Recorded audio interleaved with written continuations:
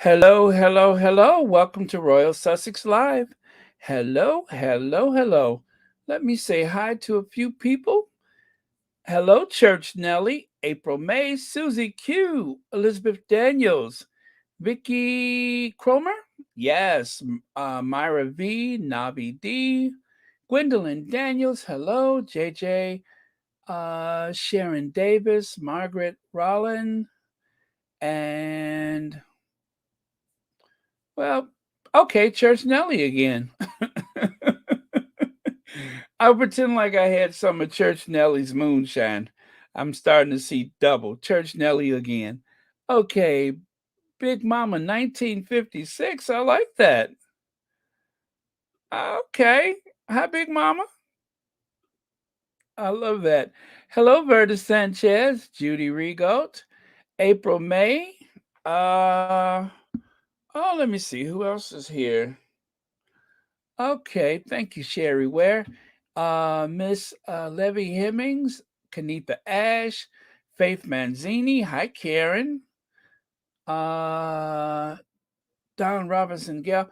I think I'm starting to repeat myself. So, hello, Joan Commonwealther, Dorothy Ross. Well, lots of hugs to you too. And Annie Bullard. Hello, Lydia Washington, Rosa Roberts, Elaine Parker. Hi. Let's see, Francilia Mosley, Elisa Sane. Okay, I like that name, Elisa. All right. Okay, so Favi Barron, yes, I said that. Okay, Karen M. Hi, Karen wants to say hi to a bunch of people, and Lydia wants to say hi to a bunch of people. We can help out. Uh, oh, thank you, Lydia. Thank you for reminding people. Very nice. Okay, so let me get my slides up here. Um, all right. Big shout out to okay, there she goes. Let's see.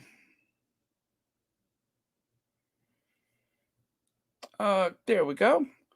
Trish Goddard. There we go. Trish Goddard. Big shout out to her. Um, Trish Goddard went into the Lion's Den, and that is, she went on to, I believe she was on 60 Minutes in Australia, which is such a disappointment. If you guys know anything about 60 Minutes in the US, and if you're an American, you probably do. 60 Minutes is like one of the longest running television shows in history, one of the longest running news magazine shows, like 2020 and a few other shows. You would consider that like a television news magazine. And anyway, 60 Minutes is kind of like the New York Times of that genre. Um, some of the people that have, uh, conducted the interviews and the segments and pieces for the show have actually become as big a names as the people that they've interviewed. Like for instance, what's his name? Ed Bradley. I always think I get it wrong because I'm thinking Tom Bradley of Los Angeles, but Ed Bradley, he said that when he dies and he's at the gates of heaven, he said if they ask him if there's anything that you can say that you've done that you're worthy of entrance, he said it would probably have to have been that oh, I'm sorry, it probably would have been his interview with Lena Horne. So yeah, which is why I'm so surprised that when I look at 60 Minutes in Australia, they have the likes of Thomas Markle Sr. Oh, and it would be different if it was actually a, a very fair and balanced like segment, but instead it was really just a a, a, um, a platform for him to trash his daughter. That's not the 60 Minutes I've grown up with. And I'm always surprised by that. And sometimes I'll see like, something and I'm like, oh, and then I had to finally realize, you know what? This is not 60 Minutes USA. It is Australia. So, and I hate that, but I guess they have the licensing of the name 60 Minutes from the US, just like you have the Today Show in Australia. And how many times have I clicked on that by mistake? So it's like another world. It's like being in a parallel universe, like you're on the wrong side of the looking glass, if you will.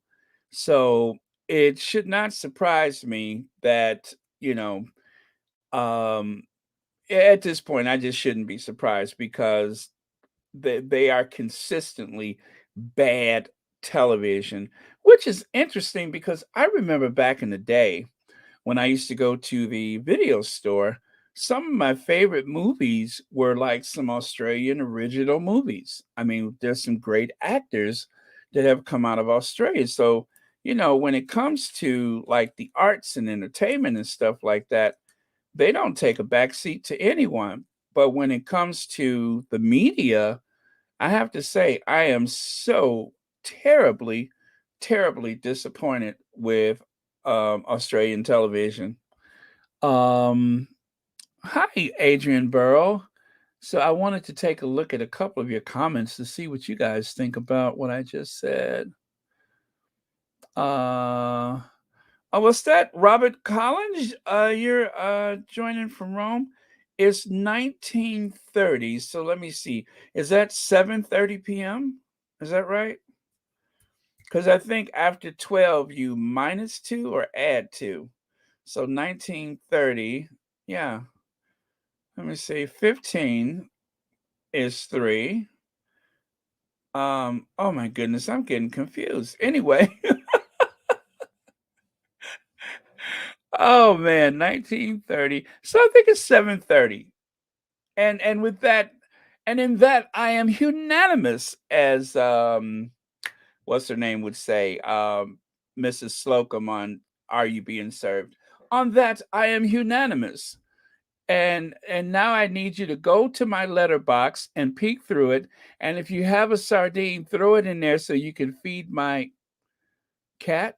I love Betty Slocum. Of course, she used not. Anyway, I don't know how they got away with that on television, but I think I better stop there. Okay, so hello, Robert Collins, and thank you for joining us from Rome. So let's see here.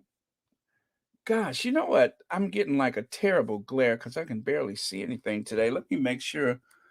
Oh, okay. There we go. That's better. No, does that help? Oh, okay. All right. Um, Right. She told it like it is. 60 Minutes Australia is a huge disappointment. Some of the hosts are horrible people on those opinion shows that try to pass as journalism. Well, Legs, what about the morning show when they have like this big phony, like sarcastic laugh thing? And then there's that one woman that appears on television there. She has the dark hair. She seems like she's very short, even seated on camera, and I think she comes on Sky, something over there, and she's always got something critical. And I want to say that she may have her roots in, maybe she's like part Aboriginal or something like that. But anyway, that lady, it's just that sarcastic tone that they have. And then there's the one old man, the one who got arrested in the bathroom for an indecent act in London. Oh, that one. He's really got a lot of cheek to go after someone. I mean, if you guys don't know the story, I don't even remember the man's name, but he's the older guy, and I think he's on Sky News. and he was arrested back in the 1980s for a very lewd act. He's like super conservative, but some of the things that he does in his personal life seem rather, you know,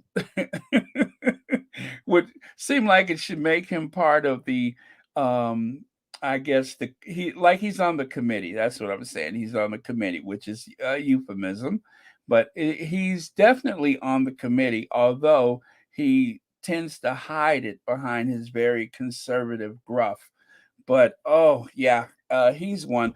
I looked into him one day because it's best to know thy enemy. And when I looked him up on the, I think it was Wikipedia, I'm like, oh wow, this guy lives a very how should I put it, dual lifestyle. So that was interesting. To say the least, that was interesting. Thank you for your comment, Legs. 60 Minutes Australia is disappointing to me here in Australia, Baron. I've uh, gone down the you know what tube these days. I'm sorry, they've gone down to you know what. Yeah, Naomi Maria, I promise you, I am it the contrast between the amazing like filmmaking and the talent that comes out of Australia in entertainment compared to the news. I'm so disappointed. And I've seen a few like interesting stories. So it's not that I'm just saying that because of their coverage for the Sussexes, but it's just I'm used to a different standard for 60 minutes. And to see them play a part of this very tabloid like um attack against the Sussexes is just so beneath the brand 60 Minutes. So that is why I'm so bothered by that. I'm just like, oh, if there's like an American that didn't know the difference and just like switch on 60 Minutes Australia, you would have to be very confused by that. I do thank you for your comment. Let me see. I came close to watching that 60-minute Australia piece on Megan, and I thought better of it. Trisha was the only reason I even considered watching it. Well, to be honest with you, I haven't watched it either. I did not. I just could not do it to myself. And as much as I love Trisha Goddard, and I've actually made a video about her in the past, I just could not be a party to that one. I was just like, nah. I did watch the one with Thomas Markle. Yes, I did take a hit for the team, and I gave my, critique of it on Royal Sussex, and it really confirmed everything that I had already said about that news magazine show. So yeah, thank you. What is it, Nazuri Makia? Oh, I love that name. I hope I'm saying it right.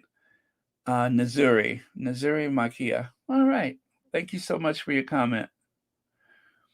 And scrolling down, Sister wants to say hi to a few people. Hello, Sister and Cece. Glad you're here. Um, okay.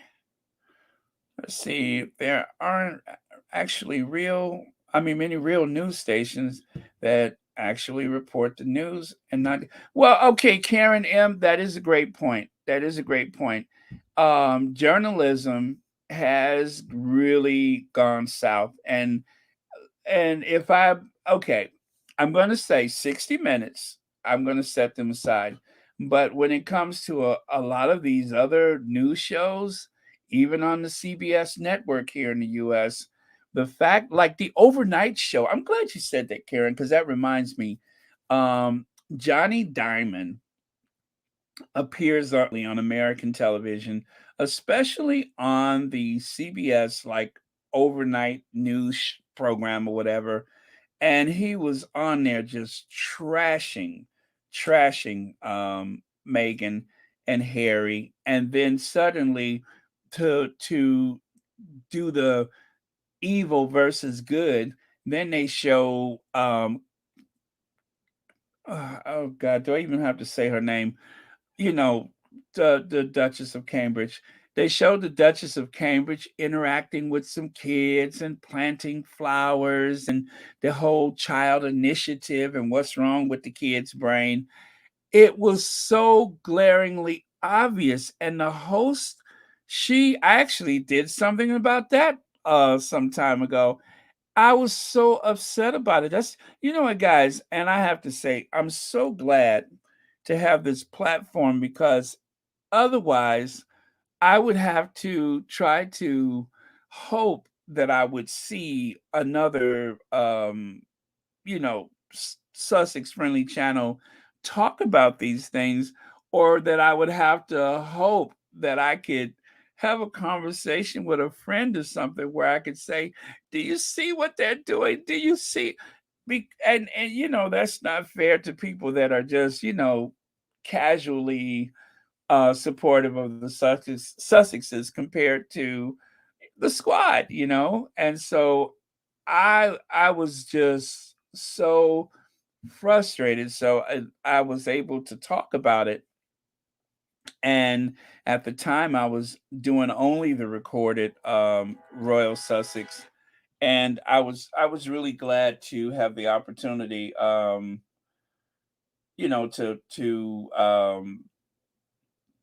I guess discuss those things. Okay, and let me see. What in the world is that? Oh, okay. Thank you so much. That I'm sorry about that distraction. That was from my dentist's dental office. They were only just getting back to me from Friday. I hope they're not listening. From Friday. But let me see. Okay, Karen, thank you for your comment. Let's see. In my eyes, Thomas Markle is nothing more than a that one donor, and I would feel sick calling that man a father. Yeah, it is an insult to fathers to refer to him as that. Okay, and thank you for your comment, Nikki. Lorna Williams says the U.S. 60 Minutes that holds the license name should pull their license from the Australian show. They really should. And the Today Show, well, you know what? Let me stop because the Today Show ain't too much better. Legs has a super chat. They are on the other side of the equator, Baron. Yes, they are, and I won't judge them for which direction their toilet water swirls down the drain.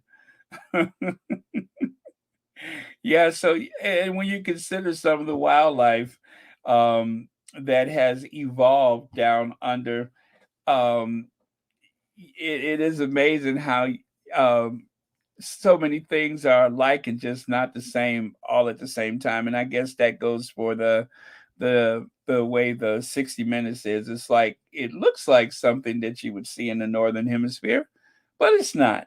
But yeah, it's too bad. But yeah, you know what, guys, I shouldn't pick on Australian television because there's enough bad television right here in the United States, and that is for sure. A lot of bad television, and some of the people that we thought would protect democracy. Well, we see what happened with that. They seem to, what do you call it, help ease that maniac into the White House, the Orange Menace. So, hello, Adrian Burrow. How do you too? Okay. Let's see. I'm scrolling. V. Thomas wants to say hi to some people. Oh, and thank you for the super chat, Legs, and thank you so much for watching Royal Sussex. Chef Sandy Love is here. Nice. Now, who am I missing? Who am I missing? I have not seen her yet, but I'm sure she'll be here. I hope she does. Um, I can't say it until I see her. I can't say it until I see her. Let me see here. And Sean says the Queen wants a Ginger Avenger for her. Harry got one. She wants one too. Oh, you mean Meghan? I okay, okay, I promise I'm gonna work on that. Let me see. Oh, well, you're talking about the queen, okay. Hey, I made a few things for the queen. Thank you for your comment, Sean. All right. Um, Let me see here. Sorry, but there's nothing that the Cambridges have done that has helped anyone. They follow the old saying, do as I say, not as I do.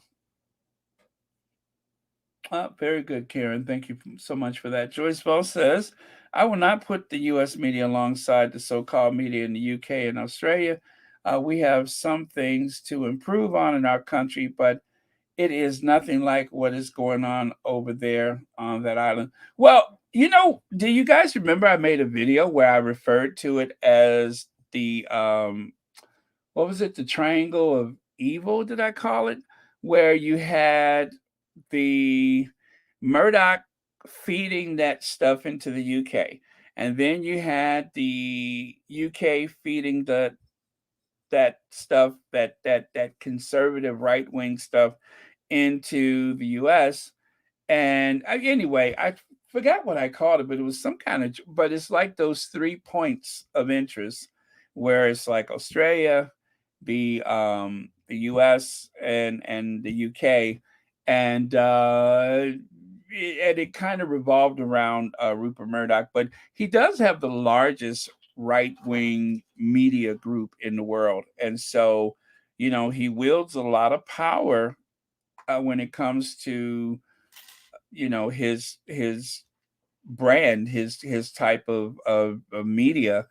And I didn't he buy the Wall Street Journal. The family that owned the Wall Street Journal sold it. I was like, oh my god, are you guys serious?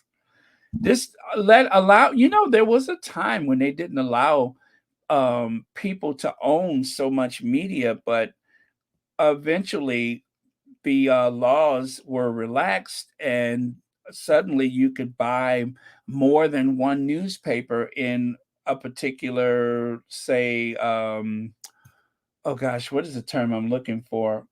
Market, marketplace. Like, there was a time you could not own two newspapers in one city. You could own them in different cities, but not, you know what I mean? You could not do that. But Bill Clinton, of all people, was the one who relaxed that law. And Bill Clinton wanted Colin Powell so bad to be a part of his cabinet that he made Colin Powell's son the head of the FCC. And as chairman of the FCC, he was able to preside over all these rule changes that help the 24-hour news cycle. And of course, these multinational companies buy and monopolize so many of these different news markets. I remember that from when Bill Clinton was president. So, unfortunately, a lot of this we can, Bill Clinton signed it into law. So, thank you, Bill Clinton, so much for me supporting you. Pure YT YouTube Entertainment Team Sussex. Hello, Baron. Next time, just do a review about the show. If I was aware of the show you're talking about, I would have set them straight. Um, YouTube already on my case. I have nothing to lose. Oh man, you're not the only one. Everything I do gets a what do you call it? I have to beg for monetization. You have no well, I guess you do understand. But yeah, YouTube, I think it's just because there are people targeting the Sussex friendly channels. That's what the problem is that we're being targeted, and they're trying to um, take us away. They really want to take us away. So, but thank you so much for your comment. Thank you for being here. Leg says, "Oh, that's for someone else." Okay. All right. I think I can officially say it now. Oh wow, there was a lot of comments in between. Connie Balmer! Hi, Connie Balmer. Welcome to Royal Sussex. And thank you so much for being here. And thank you for the super sticker. And thank you for being a member of Royal Sussex. Happy Tuesday to you. All right, now I feel complete. Okay, so let me check out a little bit of this here. Um, I am just going to share. Oh, you know what? I'm not going to use that. Let me go over here and do this because that is kind of hard to see. Also, did I see that Trish Goddard had a near-death experience?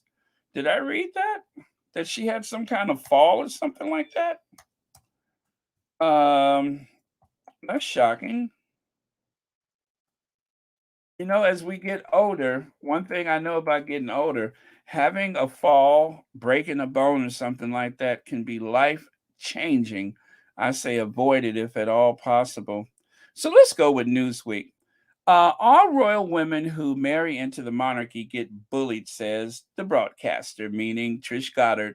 All women who marry into the British royal family end up being bullied both in traditional and social media, according to British television broadcaster Trish Goddard.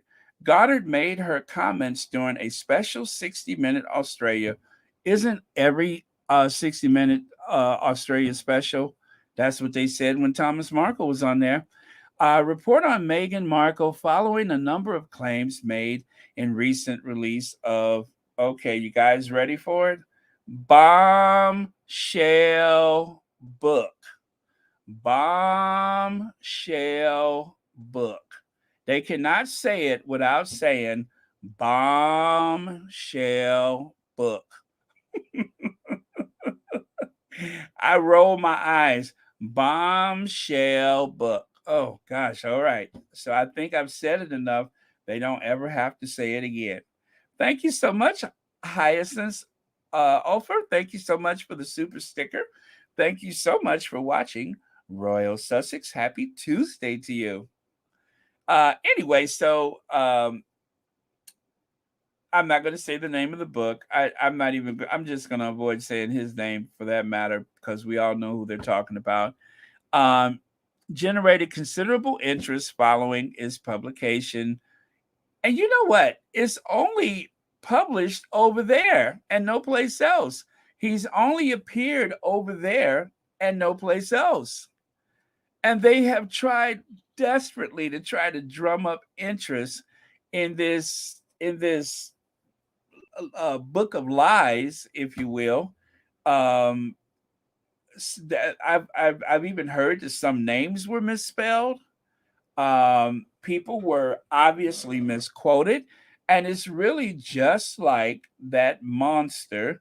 Lady C has taken idle gossip and other news stories and just repurposed it. It's as though Lady C got it from the tabloids, and that person got it from Lady C and created his version of it. It was just retooled and repurposed. Not really, I y- and I'm not going to say I'm disappointed because I really thought that it would be something more, something more difficult to fight against, but this has been easy. It has been easy. The people who already want to hate will continue to hate, and they will find comfort in that book. And the people who support the Duchess of Sussex is only going to double down, meaning us. We are only going to, become more entrenched in our principles, and of course, there are people that will probably shift over to Team Sussex because of the obvious nastiness and negativity of the book. I mean, it's not really a winning prospect.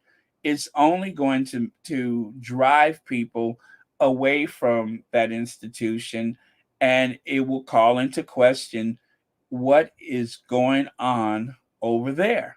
That is the real question. What is going on over there? Everyone with one brain cell knows that that book is about and is almost like it is their last effort to put out all the trash and lies, but it is not working. Meghan is strong. Joyce, I promise you, I agree with you 100%. It's like the last gasp of some ancient, like, last of its kind, just the last gasp before the whole species just dies out. That's what it is. It just doesn't have anything to it. It won't reproduce. And if you've seen the author, trust me when I tell you, there's no more reproduction there. um it's the end of the road for that kind. Just like with some of the people that supported the Orange Menace, they have been exposed as being just the most ridiculous people, and that's I don't know. I don't know. I just thought there was gonna I thought it was gonna be more of a problem when the threats, and I guess that's probably what I should have figured out, is that by making all these threats that this is going to be the undoing and all that kind of stuff, I should have known that there was nothing to it. I mean, that right there was the first clue that there was nothing to it. And then for that person to sit on these talk shows and say, "Oh yeah, people have tried to sue me before." I don't see why. I don't see why, and probably not. I don't even believe that. Hello, Pam Porter. We need a rapid response section of the squad. Is a tactic that works in political campaigns. Negative info is addressed immediately. Turn anger into action. It's time to organize. Pam Porter, I agree. Like a war room, just well, for instance, Bill Clinton had his war room, and when you're attacked, you have to respond quickly. And I think that amongst the squad, I think we are very quick to respond. And of course, yeah, but you know what? We really need we really need like a someone in journalism that is going to just bust this conspiracy of hate wide open. There's no substitute for that. We need someone. We need a 60 minutes US, to rally that type of support. And for whatever reason, there just does not seem to be enough interest, because no sooner, as close as we've come, I think, is post Oprah interview, the CBS morning show. They called out a lot of the stuff that was wrong with the media coverage from the UK. They called a lot of that out. And then after that, that seemed to peter out. And then that was gone. So I don't know. Gail King can only say and do so much. And I don't think the Sussexes want anyone to be their 24-hour guard dog or whatever, but um, you know, there's other things that people have to do, so no one should be expected to do that. Although a lot of us in the squad do, but I'm sure the Sussexes feel differently about it. But thank you so much for your comment, Pam. Lex says, Baron, did you see that is it evil Camilla Tomini said that she doesn't know what will be new in this book. She said that before the book came out, I was out of my seat. No, I did not see that. And we all know that there was. That's the thing about it. There's nothing new under the sun. There's nothing new. I've said it before. I'll say it again. The most vetted woman in the United States is Hillary Clinton. And since Hillary, the most vetted woman is the Duchess of Sussex. Yeah, the most vetted. I mean, years and years of people being paid, people being investigated. They even stole her social security number, and they come up with nothing. And even when they try to find unattractive photos of the Duchess of Sussex, they can't even get that right. It's just like the 3 or 4 photos that they use over and over again to try to make her seem unattractive or older or something like that. Oh, come on. Harry, yeah, okay, Harry's easier because, Harry has that, don't F with me face a lot of times. So it's easy to try to, catch him looking a particular way. But the Duchess of Sussex is pleasant and serene. And that's just her vibe, and they tried to make her look that way. But you could literally take any event that the Cambridges has, and out of the hundreds, if not thousands of photos taken, you will come up with at least half a dozen or more that I add to my collection. You all know I keep a collection. So yeah, you can get that from them coming and going. But to try to make the Sussexes seem evil and menacing with those photos, it just ain't working. Thank you so much. Lavender Rose says it's interesting how what, you guys, I think everybody's probably got a lot to say. I'm going to put open it up to anyone who wants to comment, and I do ask you to please try to keep your comments short. Uh, let's see. There we go. There's the link. I'm gonna pin it, and then you'll have a chance to express yourselves. Let me see here. There we go. I'm sorry. I'm gonna peg it. I just pegged the link. Let me see. How long have I been on? 38 minutes before I said peg. I just pegged the link. That is a record for the past few days. Let me see here. Huh? To raise money and give out these awards, they're trying to. Oh yeah, we know where that's going. Oh, that was for Pam. All right, let me go on here. Let me see. Harry looks younger and younger since he's been with Meghan.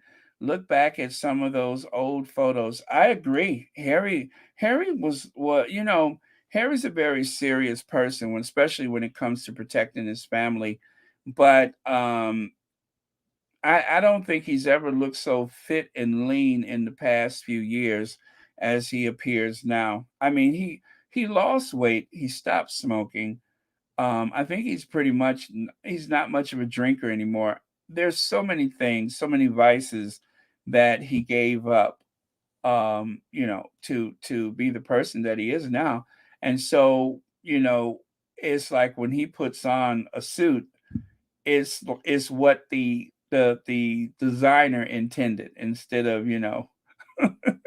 the alternative. But I think he looks great, and I will contribute that to the Duchess of Sussex. Let me see. Marianne Morris says, "Got hold of."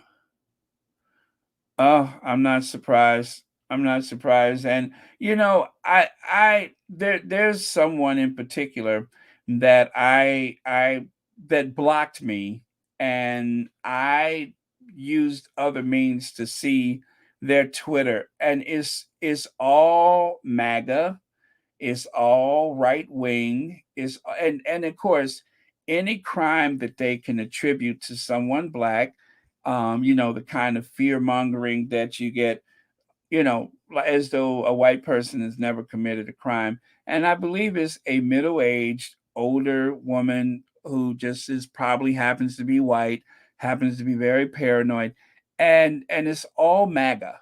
It's all MAGA all the time.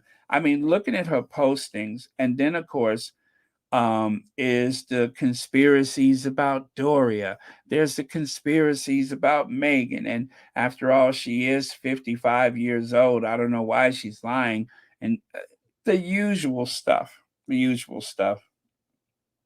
Disturbing to look at though. When you look through it, it just makes you sad. It makes you sad. But I saw some of the stuff that this person was posting, and I never even I've never responded to this person in any way, but she blocked me. She or he blocked me so that I couldn't see the stuff that they were posting, and it was alarming.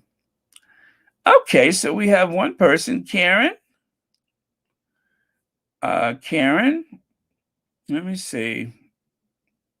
Are you there? Let me see. Yes, I am. Sorry about that. I was just turning off the camera. Sorry about that. Okay, go on. Hi, how you doing? Very well, thanks.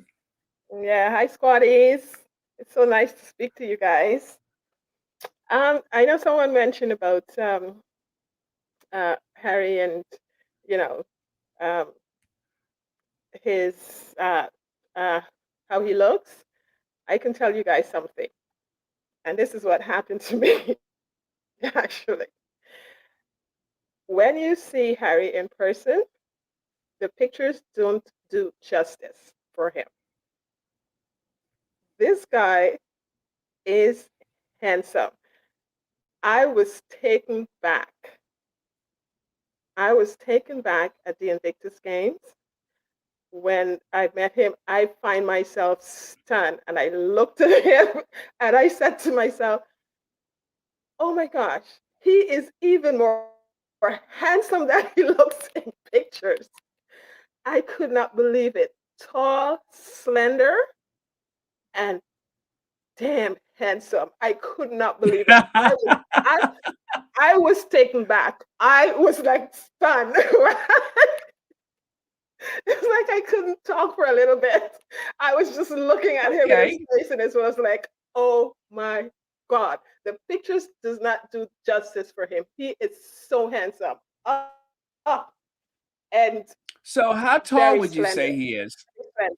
He is tall. He's got to be about six something. He's got to be about six Because I'm something guessing because about he's taller six than I two. am. Okay. So he is. I was surprised of how slender he was because it doesn't show that in the pictures when you see it, Hmm.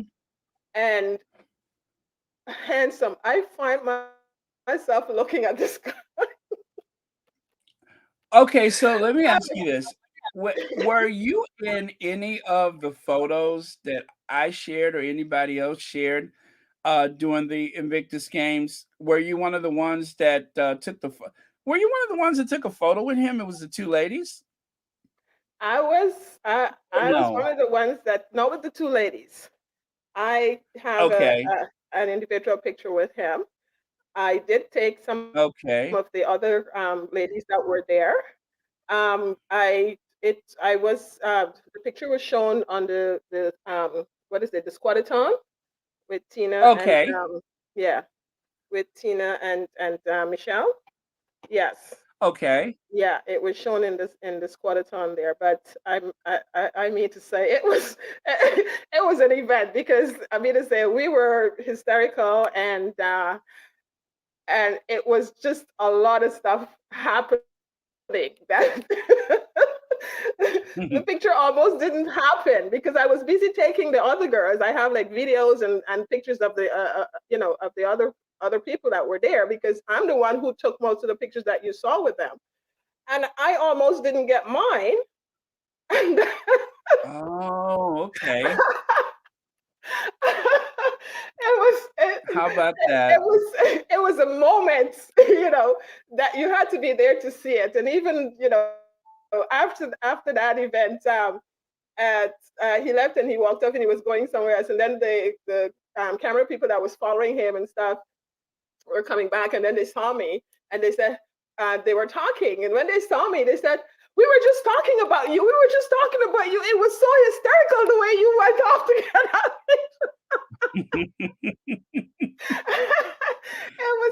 It was so funny. One of these days I'll get to tell you the whole story, but in person. But it was awesome. But I when I go over the moment that that we saw him, and stuff. Um, it was not expected. We were just minding our own business, walking, going to another venue, and he happened to be coming up our path, and it was just like all hysterical from then. I mean to say, I was like the person that said, okay, let me get the camera, let me get all this stuff out, and I'm busy taking of the others, and almost forgot myself. But yeah, but it was an amazing moment. I'm sure you guys saw some of the video, and you saw the hysterics, you know, um, in the other ladies. But I was the one behind the camera doing that. Well, there was the one lady that I saw that was screaming, and I think Hmm. Harry was walking toward her, and I Yes, don't, yes, that yes. He was was working. incredible, and I think I watched that over and Hmm. over and over again. Yes, he was That walking was towards amazing, but us. yeah, Yes, yes, he was walking but the towards us. energy Yeah, we were just like the energy that he had. Oh, I'm it sorry. was. Go ahead, go ahead. Okay, the energy that he had, like, during that whole thing, I was just so impressed with how he Yes, stayed on the move. I mean, every time you yes, see him, it was just like, he's at this event, he's at that event, and he yes, seemed to be so many places all at the same time. And yes, from start to finish, it was just incredible to see that he maintained that very positive, yes, very engaged energy like that. I don't know how he did that. I don't know if I yes. could ever muster up that much because being in the center And of that's things like that, it takes so much away from you. It's exhausting. yes. So, And you really have to be yes. athletic. And that Mhm. speaks volume of of of him. It speaks volume of him because his posture and everything throughout that whole event, that whole week was that positive, was that positive. The Mhm. smiles, everything, it was that positive. And, like I heard you mention that before, and exactly what you say in terms of his energy, his posture, his demeanor, everything, it was just that. It was just that. You know, um, like he would just you know his approach to you, that smile, that that positiveness that comes out, that you see there, Mhm. is what it was all day long, right through. And I mean to say, Wow. I say this because there was times when um we were in venue looking at different events, and there was a lot of times when I'm sitting like arm's length from him because, Wow. yeah, seriously, I was like arm's length from him. And I didn't expect it to happen, but it's just when he showed up and, um, his people has to look through the place and see where he can go the best place or whatever. I was there watching the event and basically taking pictures. I do have a lot of pictures and a lot of videos that I did because I was like really into the events. I was there for the competitors, the events and everything. And he would come in and we're there. you know I was like, arm's length. I'm sitting in one seat, and he's like the seat in front of me, and we just like arms length from each other and stuff like that. And then there was another event. It was like the same thing. I got over there, and then he came over to see that side, and he was there. So but I mean to say, after the first encounter, and then I had a second encounter with him where because the first one, I knew when I met him what I wanted to say to him. And with that first one, I didn't Were get to you say. able to say it? He did speak to us, and like he asked us,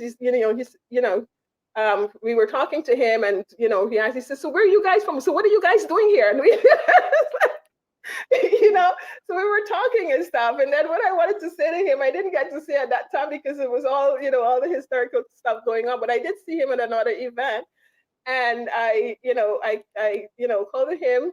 He stretched his hand, and we shaked hand. Um, and I told him I'm so, I'm so proud of what he did, of this Invictus game and what he created here, because it saves lives, and it's so, it's amazing, of what he's doing with this Invictus Games. So I got to get that out, and that's what I'm not sure how it Oh, came up, that's but that's what I amazing. wanted to say in a nutshell. I'm just sitting here like with my eyes closed, thinking what it must, and I'm listening to you, and I'm painting that picture in my head, like, there's Harry. I could just tap him on the shoulder if I want to. Yeah, I just called him and he stopped, and he was, just getting up to go out, and it's right before he took that picture with the two ladies, and he stretched his hand, and we shaked hand, and I mentioned to him what I wanted to say, and it was just it was just amazing. And after that I left.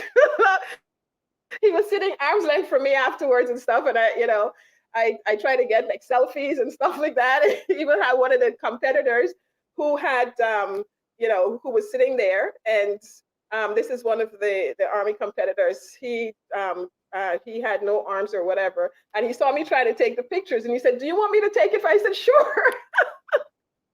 And he Oh, tried to take wow. it. At the same time, Harry turned his head, so I got the back of his head, and so it was just an amazing time. Yeah, but Oh, he well, is thank you handsome in so much person. for The that. pictures doesn't Thank do you it for doing sharing that justice. with us. Because it's like I'm like closing my eyes and I'm thinking, what is it like to be in that space? Because it's just like you see the person on television and there they are right there, in the same room with you. And that's always surreal, I think. It is surreal. And Megan did get the handsome one. She did. I always knew he was handsome. I couldn't understand all these years. And for the life of me, that people can see how handsome, just look at him from he was young. He is so handsome. It's not funny. And he's got the cross between his mom and his dad. But to me, he looks so much like Diana. He's got that square face. He's got the skin Hmm. pigmentation. He's got that, yeah, and if you look at his pictures, when he is looking, sometimes all you see is Diana there. Okay, William might have her posture and stuff like that, but his face, I find, I see Diana all the way. I see that square face. I see that look that she gives at time. It's Hmm. just, I just see him. But I find, was handsome all the way through. I find him to be more handsome than William. I'm sorry, but I always felt that way. Okay. Well, thank you so much for sharing that with us. Um, I am going to throw Sean in here if you're ready, Sean. Oh, hi, Sean. Hey, is everybody there? We're all Hey, here. Baron, this is Angela. I was thinking You about need you to, the other day, you, yesterday, Sean, because you, I haven't seen or heard you. you need to, you need to give me a chance. Cause that woman, Megan is an actress, and Megan usually gets what she wants. And we need to get Megan away from Harry and get him home to his family, and me and his family. I mean, not me, his family. Because when you're an actress, you carry cameras around with you, and I don't know, I A don't trust her. Hollywood actress. Yeah, a Hollywood Gotta say actress, and Hollywood actress. I don't know what her problem is, but because she's an actress, and yeah. But anyway, yeah. Uh, You have to say, because she's a and, Hollywood actress, and it's really what Megan wants. yeah, because she really gets what she wants. And but anyway, I can't stand that woman. But anyway, I just like to know. I just have a message from the Queen. She wants a Ginger Avenger for herself. She wants all her photos to be of how she felt towards Will and Kate when they lost half the Commonwealth. I don't know if anybody know that, but they lost half the Commonwealth. And also, she wants the pictures to let everybody know how she feels towards Camilla. You And know, Baron, and I and have to Baron, say though, huh? Baron, if you do that, I swear I'm gonna fall out. I'm gonna pull my truck over the highway and I'm just gonna scream. You know, I think that right now the queen is probably going to have to lay low a bit because somebody has just called her a colonizer. Oh So yes, but here's the thing. This is the part that really bothers me. Will and Kate, who lost half the Commonwealth, is coming over here to America after it's just been found out that his daddy accepted money from bin Laden's family. I don't know what bubble they live in, but Americans don't take the name bin Laden as a joke. They take it very seriously. So he may have a serious problem when he gets over here. I don't care what crowd he's in front of. They are very serious about bin Laden. So somehow I think their PR team is just messing up, or whoever's in control of all of that. I think somebody is purposely trying to destroy this family because nobody could be this stupid to be making all these mistakes like this and they're not making any changes. I mean, America is the worst place to come now that people know that your father has taken money from the bin Laden family. Maybe it's me. well, and I believe that the two houses, Kensington Palace and Clarence House, it seems as though they're briefing against one another. That's what it appears to be, because all of this stuff with Charles is extremely old, and the things that is going on with William, I don't know that Clarence House is striking back as much as the Kensington Palace seems to be striking out at Clarence House. But at the same time, I think Charles just sits back and wait for William's inexperience to drag him down, and that way nobody is paying attention to what Charles is doing. So it seems like, okay, since you let me go to the Caribbean, you let me lose half the Commonwealth. Nobody tried to intervene or suggest anything.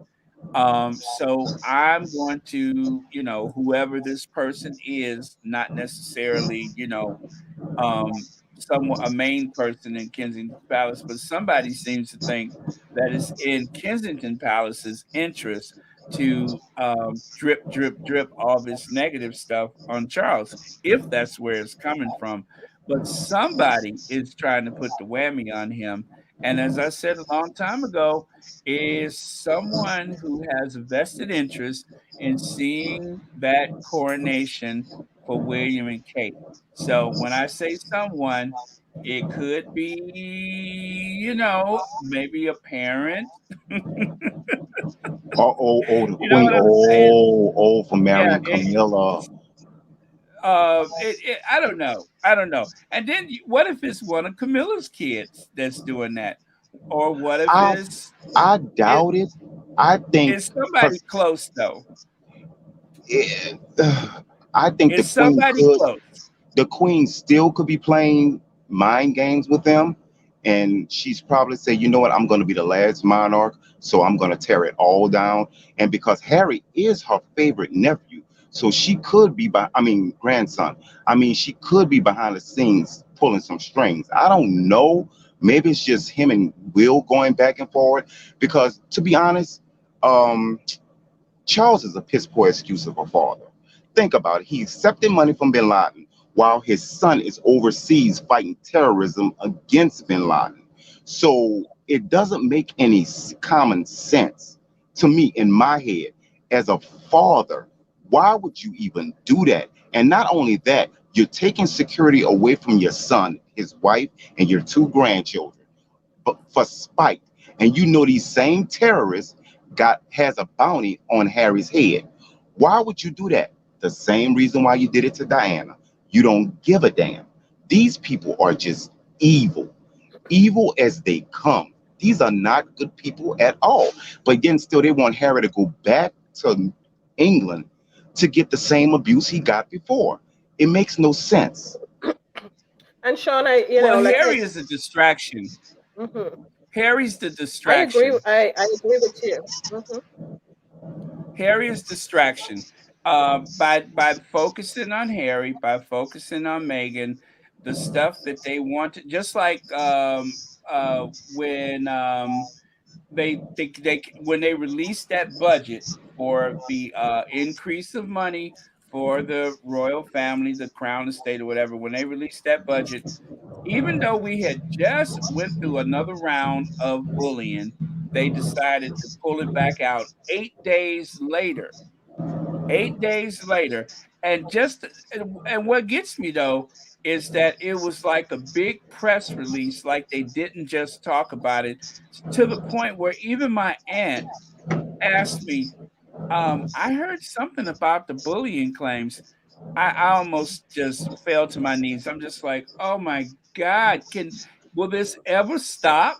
But it was like all over American television for some reason, all over American television, which just goes to show you that they need when they need favors, I don't know whether it was Kensington Palace, Buckingham Palace, or Clarence House, but when they wanted that all over the news at the same time, it happened. It happened like they didn't just talk about it days before that. I was amazed that when it came out the first round, in that within that month, it came out the first round. Okay, yeah, yeah, yeah. And then 8 days later, it's all over American television. It's all over the American media. Now, somebody called in a really big favor to make that happen. Of And it was course. just enough to get people to look the other way so that when that budget comes out during this hyperinflation that we're going through, when that budget comes out, nobody was talking about it. Nobody was talking about the Queen getting the extra 15 million pounds a year. They were too busy talking, just like with when it looked like Hillary was getting close, then all of a Yeah. sudden Comey say, well, you know what? We're gonna have to look at those emails one more time. That's what it looked like to me. It looked just like when Comey did that last check of the emails. Yeah. That Yeah, It is a bunch I agree with what you're saying, and one of the things that I think, first of all, I just want to mention, because we were talking about uh, Megan and being an actress and stuff. Um, what Megan is classy, classic, and timeless. That's what she is. mm-hmm. Okay, that is it. Okay, when they when anything they did. else? No, go Go ahead. ahead. Oh, when they did the background on Megan, they knew everything about Megan before Harry and They Megan did. got married. They did. Because they were looking for something to try to get her with I think beforehand. they have trouble accepting. They have trouble accepting that this Yeah, black woman, okay, is this classy, this classic, and this timeless. and what Okay, they did, and and there's nothing for them to find. They cannot believe in this life that black people, okay, are this good.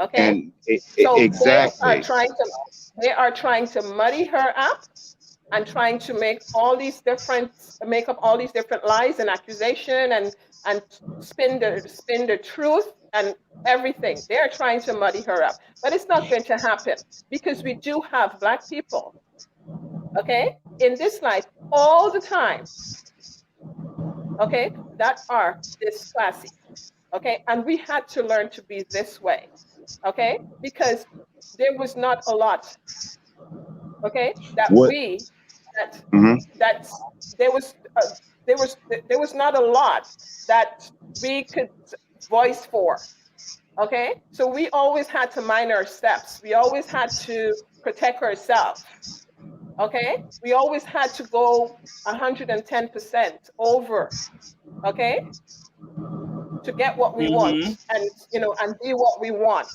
okay, and this is the benefit of that, okay, this is the benefit of that, okay. Sean, I think I'm Yeah, getting background noise from you. Do you have Me? like a fan or something? See, when I just took you away, the noise went away, but I think I'm getting that background noise from your end. Can you Yeah, there see was if you like can a kissing sound. yeah, like a hissing sound. Yes, yes. Yeah. You can It's still still hear like it? a hissing sound, but We can hear it yeah, again. maybe if you turn your volume down, or if you have an I earpiece. don't know, cause Yeah, I'm in a room Yeah. by my. or mute You can Yeah, because it's mute kind the of other like channel. you still hear it? No. not as bad. No, as a matter of fact, I think it's gone. Yeah, Mostly gone. yeah, Mostly gone. yeah. Okay, And Okay, okay. What that's much better. yeah, what and I one of the other things I wanted to mention based on what Sean and yourself were saying is that, I have a feeling that all this here was in the wings, waiting to throw on Harry and Meghan. Okay, because Right. all this would have come out, and they were the ones who were going to get the fall. Because you got to remember, the ears were supposed to be protected, right? So Mm-hmm. all of it would have Right. been dumped on the spear. Okay, taking the fall, getting the bad name, you know, um, while the ears are being protected. Now they have stepped away. Okay, and all this is falling out. Okay, you can't blame Harry, and you can't blame Harry and Meghan. No, they are not in the picture anymore. Okay, because all this was going to come on them, all of it. I just wonder why did it what who thinks that it's very wise, and I apologize, Sean, but it was still like a bunch of feedback, so I took you back off again. But I just wonder what makes them think that it's going to be okay in the long run that you have all of these well, not all, but mostly, like Trish Goddard said, these middle-aged white men that are piling up on this woman of color. I don't know why they think that that's okay. I don't know why they think they can market that to the American public. And Yeah, maybe it's that's not one okay. reason why maybe that's why that other author, the one that has this so-called bombshell book, maybe that's why he hasn't been making the rounds on American television, because it's one thing that if you send someone that a lot of Americans know, like Tina Brown, it's one thing if you send her out there, or someone who seems rather less shall we say catty, like Robert Lacey. He doesn't seem as nasty and catty, so he's okay for American television. But that whole very snide, very nasty, flippant character that other person has, I don't think that he would have been a disaster. He wouldn't have worked on American television.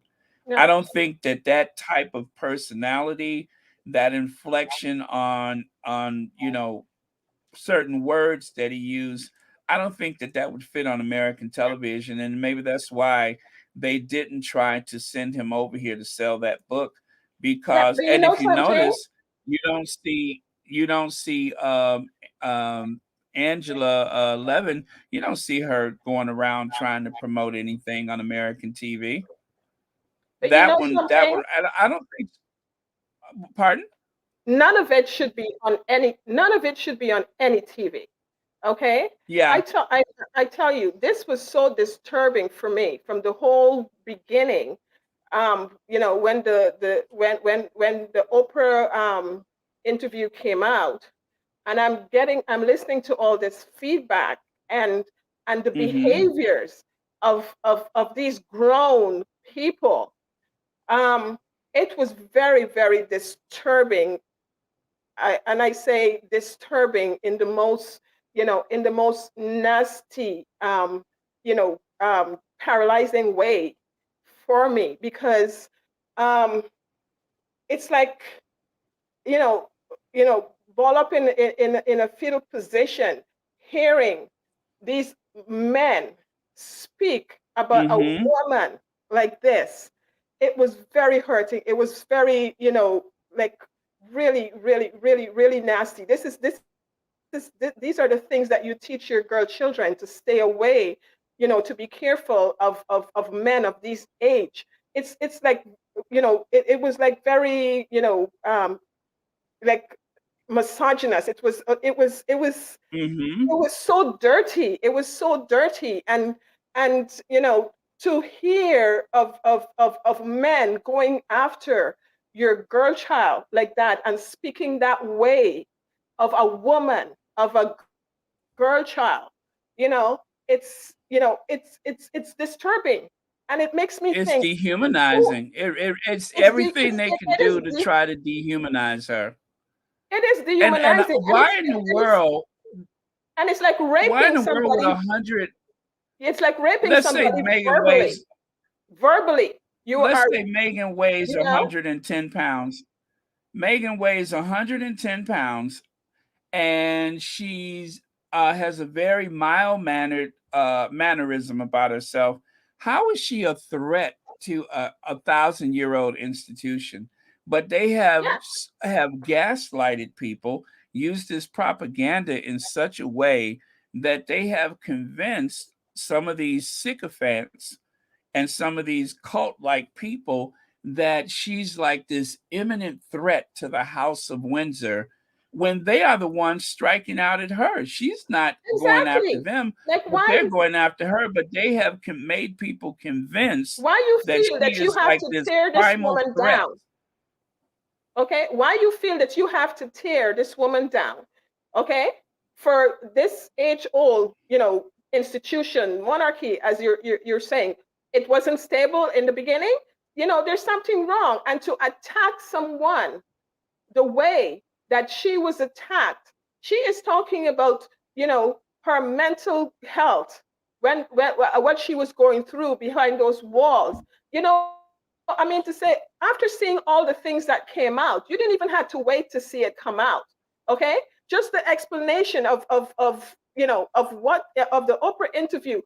Anyone with sense, with common sense, and who has, you know, um, who has gone through stuff would see it right away that this is the situation. And if you know your history of this monarchy, okay, you will know that this. And just even look at Diana's situation. You know that it happened. You didn't have to see proof after that. Okay, you knew that it happened.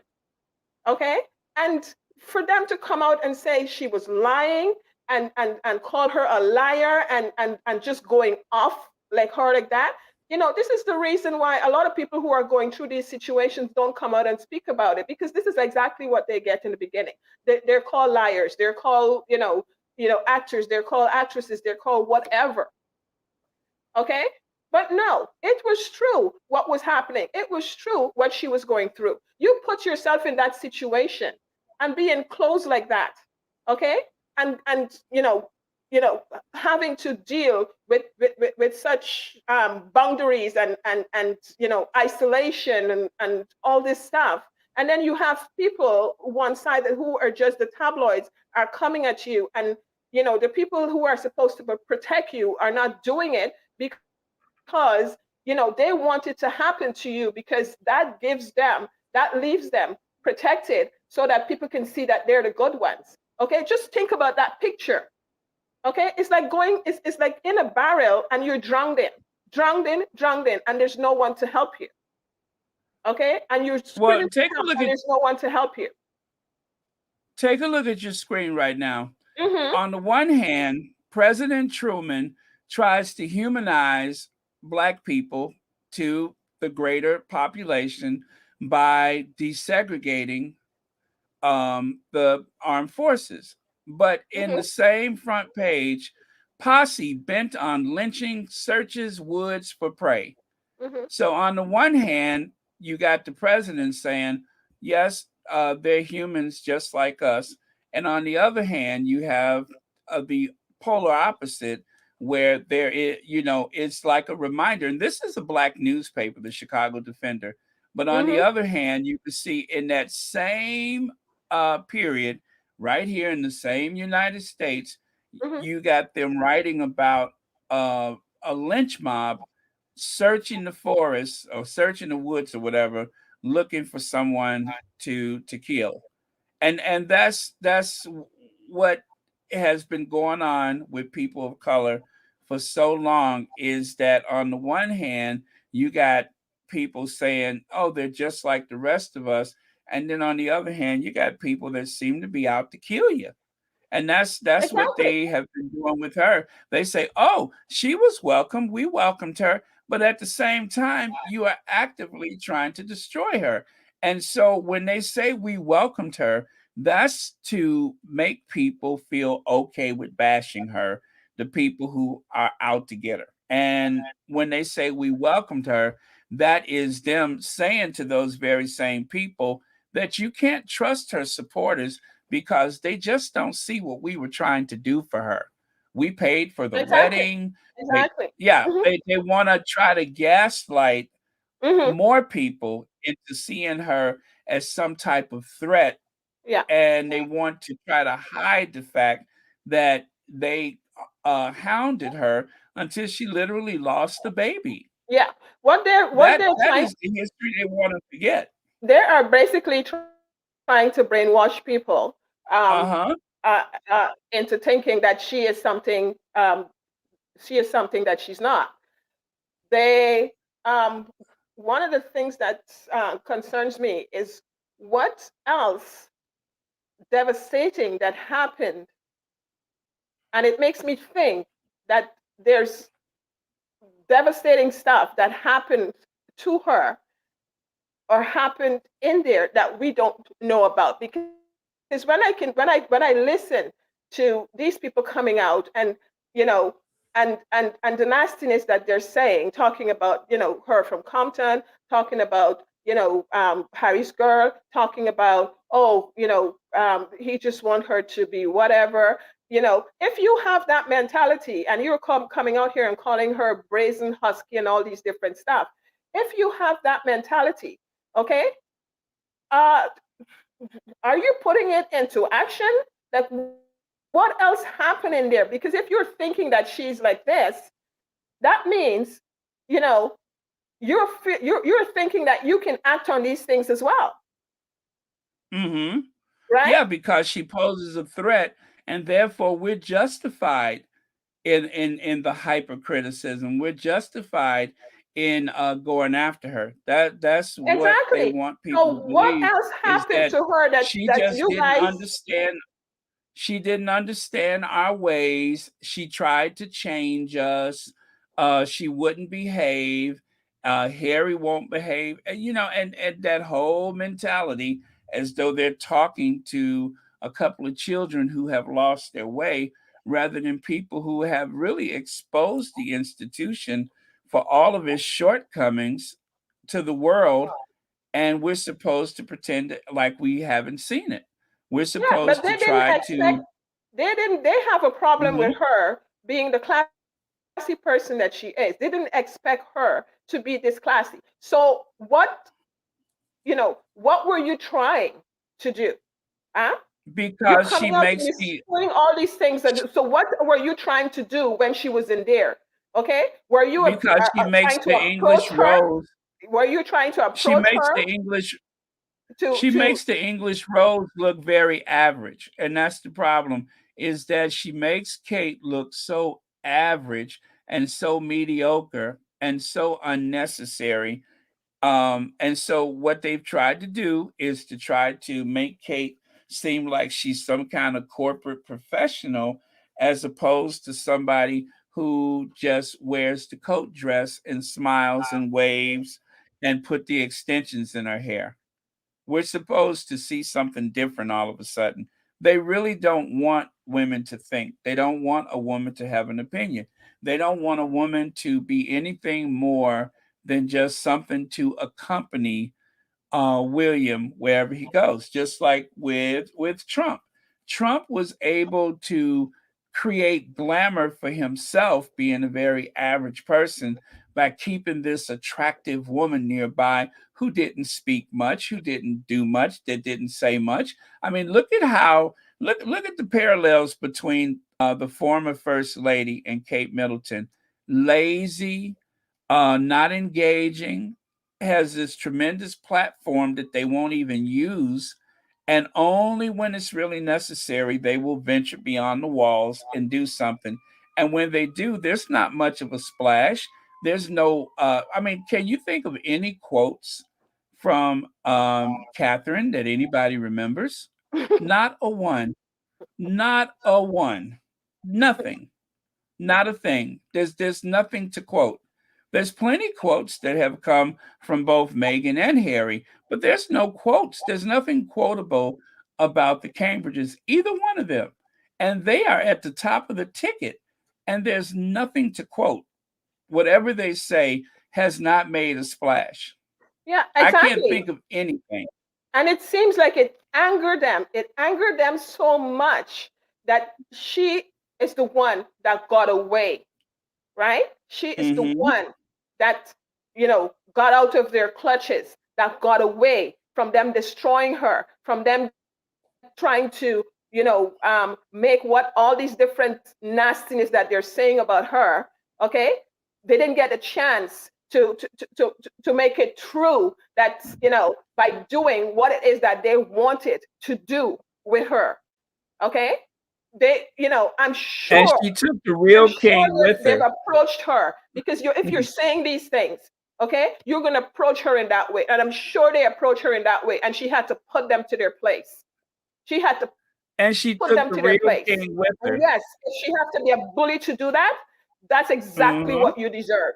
That is exactly what you deserve because you disrespected her and took your eyes and passed her and think this is somebody that you can just, come and do what you're accustomed doing, all these years back in this colonialism, garbage that you were doing thing. And you know something, this But Karen, they paid for the wedding now. You're being unfair. They did pay for the wedding. they're supposed to pay for the wedding.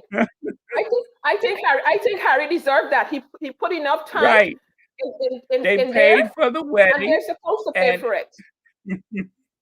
Okay, so they're because of supposed to that, pay for it. because of whoever he married, of course, they were going to pay for the wedding, right? Whoever Exactly. Harry They married, had to they pay were for it. going to That was pay for money the they're wedding. sitting for his wedding, so they had to pay for it. Right. Okay, And they I'm had to pay sure for that it. neither one of them wanted the big wedding. And Harry had to Okay. ask permission of the queen, which is probably the last thing, significant thing he ever asked for was permission to marry. And then after that, they he was slowly cut off from the queen. I think over time, the more popular they got, the more he was cut off from her. And then, of course, let's talk about housing. Harry is, I still say that out of the blood relatives, he's still the most popular. Whether or not people like him, he's still the most popular. I'm going to say that out of He all is the the most blood popular. relatives. He is the And most for popular. that, and for that, his punishment was to live in servants' quarters. Nottingham Cottage was servants' quarters. The house was so old and outdated that they said he would hit his head because, like, if you ever go to some of the, like, if you go to the Tower of London, those thresholds are not designed for a 6'2", 6'3" man. I had to duck to go through some of the doorways. That's how Nottingham Cottage was from what I read. The other thing is when they do finally give him a bigger house to raise his family, all that property they got and they put them over in another servant's quarters, But you Frogmore know Cottage. something? So You Harry, his whole adult Go ahead. life, he was always living as hired help. He never had a proper royal house or palace or castle, even though he was doing most of the work when he wasn't in the military. He was the face of that family. Exactly. He went to Exactly. places that Exactly. nobody else wanted to go. Exactly. And if you go back and look at the stuff that he did and he was doing, it just amazes me. And you know something, Byron, as you're saying that, all this shows is how humble this guy is. Okay? All it shows is how Hmm. humble he is. Because He didn't care about those things. Okay? What mattered to him is helping people, helping others. That was what the first and foremost thing was for him. Okay? And and this is the reason why he would take off to Africa, he would take off to Botswana, because that was his piece, and he's there, he's helping, with the elephants, he's there with helping people, he's seeing their needs. Okay? And he is offering his help. He didn't even care. Okay? About the big fancy house thing. When he goes home, he's got a room and a bed to put his head, and he's gone the next day to whatever event he has to show up to help others. That's who he is. Okay, that's who he is. Okay, when and Megan, she's the same thing. Okay, yes, they like nice things, and they will get it on, at their cost. But in terms of, doing a job and having to sacrifice to help others and stuff, this is how humble these two people are. Okay? So when they give him Frogmore Place, and they think that that was, something that's, beneath them, or is going to make them feel away. Okay? Megan took that place and turned it into like the best place there. Okay? This is how good this woman is. Okay? She turned it in and make it into something. Okay? That the rest of them are now jealous of. Okay? And what did they do? They give them the pretty much the worst royal household that they could give a senior royal, and then Mhm. allow the tabloids to attack, attack, attack. Oh, that Exactly. she's putting in a dance studio. She's putting in a carpet bathtub. Mhm. She's gonna move Doria into the house. Mhm. Every day it was something new about that little pile of, I want to use the S word, but that pile of what you see on the screen every day. And that went on for months. Mhm. There is nothing so interesting about that. It's like you could see that it started off as one house. Then they Mhm. added another section and another section until they got what, 5 or 6 different pieces put together to make a house. And Okay. so When before they when could move in, they had to renovate the place, which they paid for. They paid for the Mhm. renovation of what they wanted, and it was already scheduled for renovation. And the royal family, Buckingham Palace, allowed those tabloids. They could have issued a statement, just one statement saying officially this is what was going to happen anyway, and they would not do it. They just allowed a pregnant woman, while she's feeling her most vulnerable time in life, pregnant and under siege by a very hostile tabloid media, and the palace said nothing. They just left her out there to drift. They would have first of never all, allowed that to happen to Kate. They didn't do that to Kate when she was pregnant. no. First of all, if they had any good intentions, okay, for Prince Harry as a prince, and if they had any good in them, okay, Prince Harry took long to get married. Okay, he wanted to find the person that's right for him. Okay, from the time Prince Harry was born, the money to pay for his wedding, okay, is already set. Mhm. Okay, the money to pay his wife when he married that person is already set. Okay, the home that he is going to move in with his wife, all that should be already set. Okay, before they even um, got married and everything. Okay, their home should have been ready, that at their wedding night they are moving into their home. Okay, that's all, that stuff should have been ready. Okay? He's a prince. You guys call yourself royals and you call yourself monarchy. Like all this stuff should have been in place. There was no way that Meghan should be hearing, okay, or Prince Harry should be hearing, oh, we don't have money to pay her. Because you know that when his wife comes, you have to pay her because she will be working. Just like when Kate came, you know that you had to pay her, okay, because she is Uh-huh. whether they stand up beside and wave hand or whatever, it's a job. It's a job, okay? And their wife would be paid. Like, why would you say that she has to give up her job if you know that you're not going to? You know that she was coming to a job. You know that, okay? So the money to Right. pay her should have been sitting and it should have been accruing and it should have been billing, okay? And this is why Prince Harry was shocked because he did not expect them to, because I'm sure the conversation he had with his wife is that, you know, you will be paid, you will have a job, and you will be paid.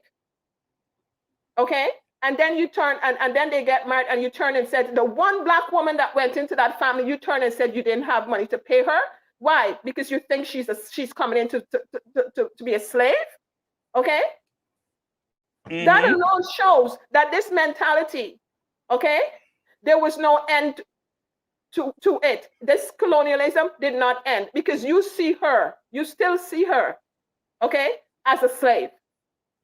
That you will come out and say that you don't have money to pay her. Find the money to pay her because that money should have been sitting there gaining interest and accruing, okay, for the length of time Prince Harry took a wife, okay? Because from the day he was born, that money should have been sitting there and building and accruing for when the time comes, okay? He I know he, think I think that something you know, changed. it's I ridiculous. think that something changed from the conversations before the wedding to what was pushed out there after the wedding Yeah, because exactly. Harry said that they spoke about, well, this could happen, that could happen. And the family, I believe that the family promised, yeah, we'll protect her. Yeah, we won't let that happen again. No, this is not going to be like Diana. Oh no, we're not ever going to let that happen again. But I think that perhaps somebody from Kensington Palace, like, I don't know, William, probably went on the rampage feeling threatened Yes, by yes, the draw that was brought to that yes, family exactly. by this Mhm. outsider that married into the institution. And I think he must have raised hell. Yeah. He was probably prancing about. And was that around the time he got the 8 million pound helicopter? Was that around that time when he got the helicopter? Because I can't help but think that he probably made such a fuss, and Charles ain't gonna put up no kind of fight. Charles is too weak to even deal with him. Charles doesn't deal with him at all. Charles just lets him do what he wants to do. And then of course the queen, uh, you know, she has to consider, no matter how she feels about Harry, William is the next after Charles. So she has to take care of him. If he wants a Exactly. Mhm, helicopter, he gets a mhm, helicopter. mhm. And so, whatever promises that they made to Harry before the wedding, one by one, those promises was broken. And then Exactly. when the newspapers and stuff was on the attack and they saw that the family wasn't going to intervene, that was just like blood drops in the water, and a bunch of sharks were circling waiting for the moment that they could go after them, and they took it. They took I it. think They were I waiting think for the opportunity, and they took it. a lot has changed from the first initial meeting um, Uh-huh. of them meeting Megan um, to him actually engaging her and they're realizing that okay, this is the girl. And Mhm. her meeting the queen, and that conversation and that meeting went over the scheduled time because the queen was having a good time with her and and the two of them can communicate on the same level, okay?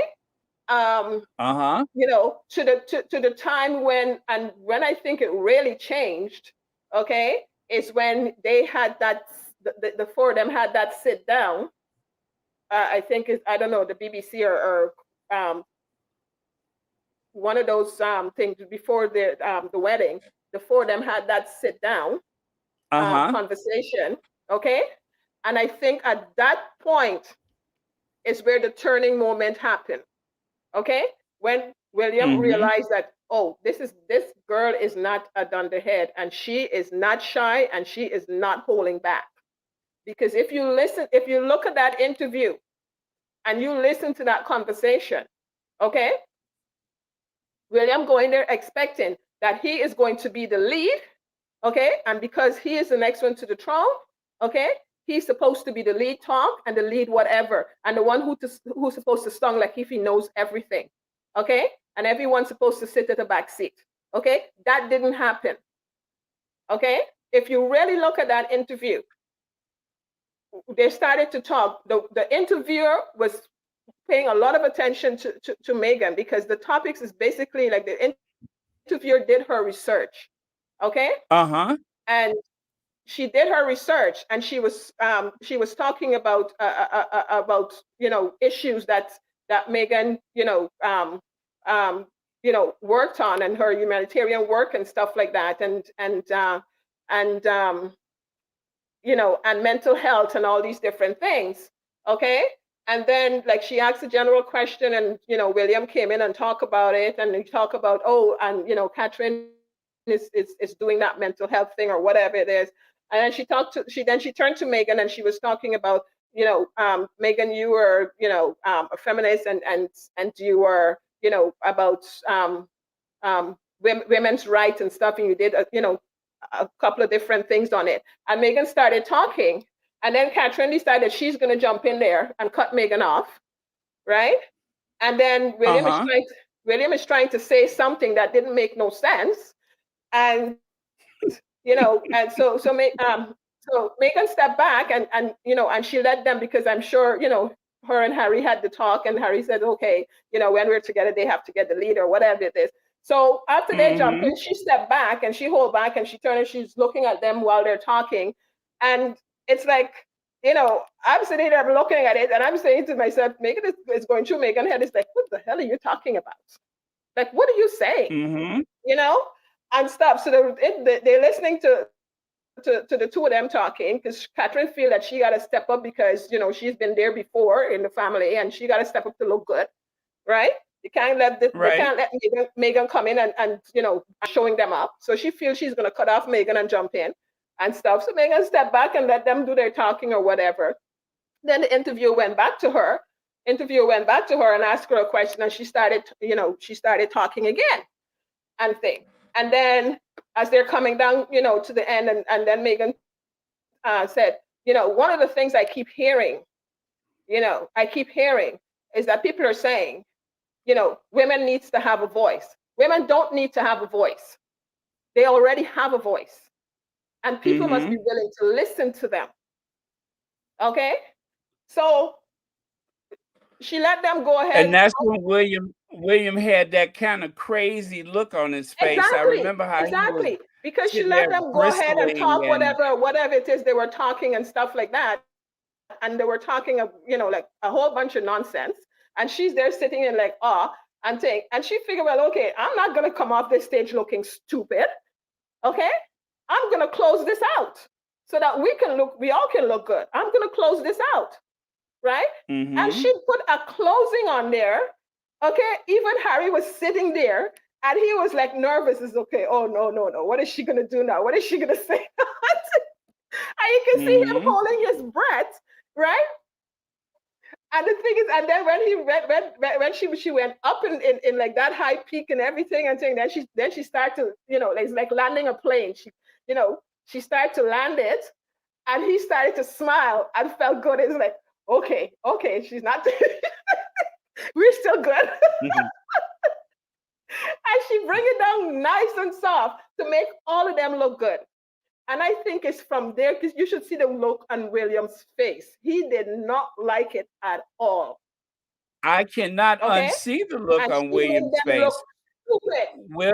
Huh? William was kinda, and I think that after that point, it must have been probably some courtiers that, Mm-hmm. started, especially, those particular ones at Kensington Palace. They probably got in William's ear and, Mm-hmm. told him, "You should this and you should Mm-hmm. that, and if I was you," and, all that kind of stuff, just Mm-hmm. to, stroke his ego enough to Mm-hmm. go after them even more than Mm-hmm. they probably were already Exactly. conspiring. Exactly. And then, of course, when they went to Bucklebury or wherever the Middletons live, I'm pretty sure that there were conversations there. Are you Mm-hmm. gonna let them outdo you? You need to put them in their place, and Yes, she and those needs were to the know the those were ways. the yes, I believe it. Those were the conversations that were happening because from Uh-huh. then they realized that no, she is not going to step back, and they start to realize that no, she's not a dunderhead. This woman is very intelligent. She knows what she's talking about, and no. And then William keep trying to be the one in control. He keep trying to show that he's the one that should be to the front, and she should step back and listen to whatever he has to say, and he should be the front talker or whatever it is and stuff. That's not Mhm. going to fly. It's not going to fly. Okay, it shouldn't fly with any woman. Okay, Harry knew what he got. Harry knew what he picked. He knew the woman that this is the kind of woman that he wants by his side. By his side. Okay, he wants an independent woman, a woman who knows herself and knows you know her way. Not someone that he has to pull along. Okay, and that's what he wants, and that's what he was looking for, and he's got it. Okay, so A partner, a partner instead When of a William realized, child. He wanted a huh? partner, not he wanted a partner, not a Exactly. child at his side. Exactly. Exactly. Okay. So when William realized that, oh no, I can't match up with this woman, but I'm going to try whichever way it is to sabotage her, to show her that I am the lead. I'm the one, the heir for the throne. I'm the one. It's not going to fly. Not in today. It's not going to fly. Okay. Did you see So, that photo I had a couple of weeks ago where pregnant Kate is trying to go down the steps of the plane in Iceland, or mhm, not Iceland, Norway or whatever, and yeah. William Hmm. is 8, 9, 10 feet away, Hmm. unconcerned about how Yeah. she makes her way. Yeah. And it was And okay. yeah. And the press, of course, they didn't say anything about it, but if that was Harry, and that's what, when people say, "Oh, maybe the Sussex squad is being a bit petty or something like that," it's because we already can see that if it was Meghan, if it was Harry, we would never hear the end of it.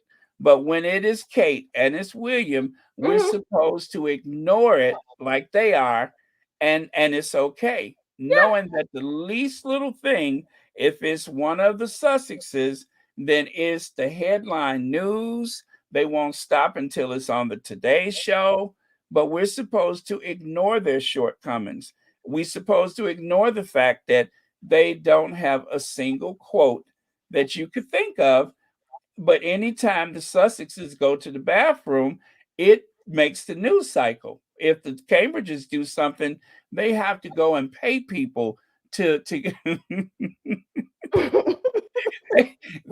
they, they have to call in favors. They have to say, "Do you want to be at the coronation?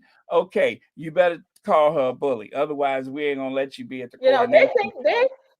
think they think so small and so less of Harry that they didn't expect him, okay, to have a woman of such stature to fall in love with him, okay, or for him to have a woman of such stature, or for him to have sense enough to fall in love with a woman of such stature. They think so little of him, okay, and this is why they couldn't see who he was before Meghan. They couldn't see how good he was, okay, or he is before Meghan.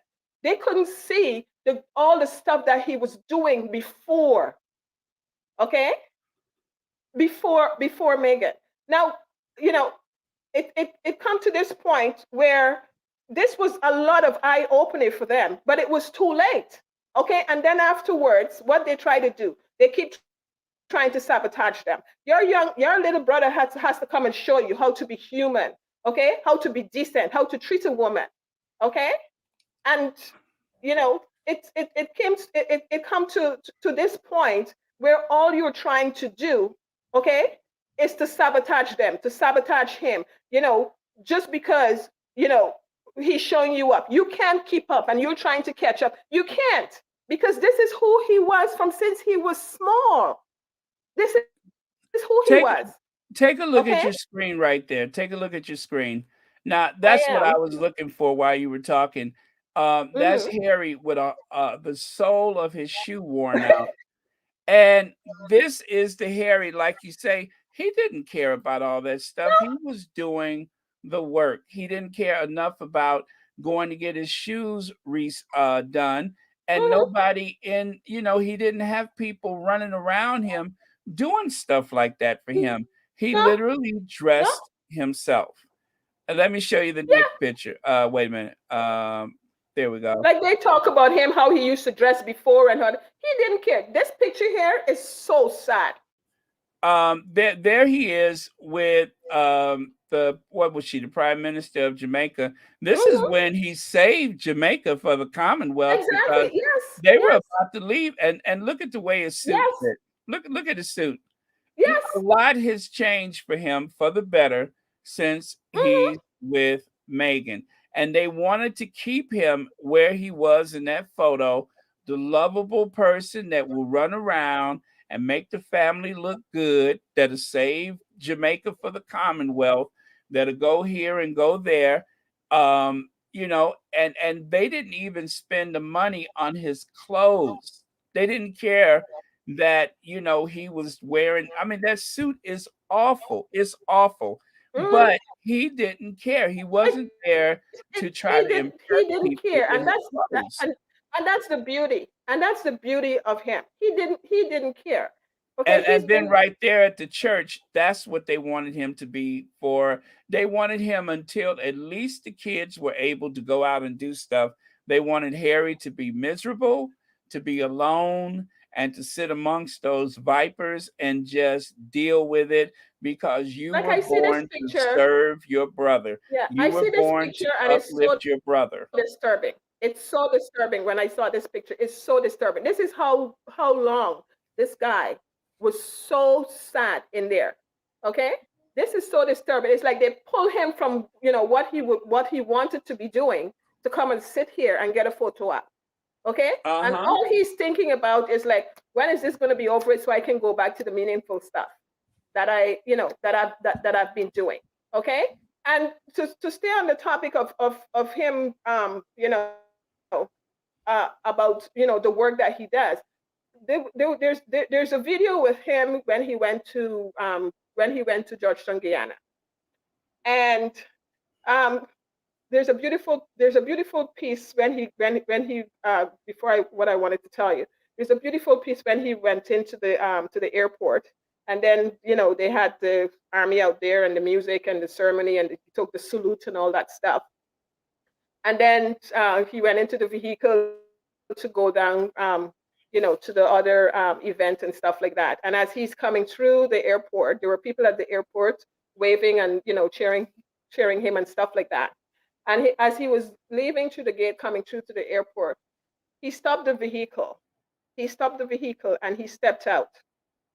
And he went to, there was a little girl there with a flower in her hand.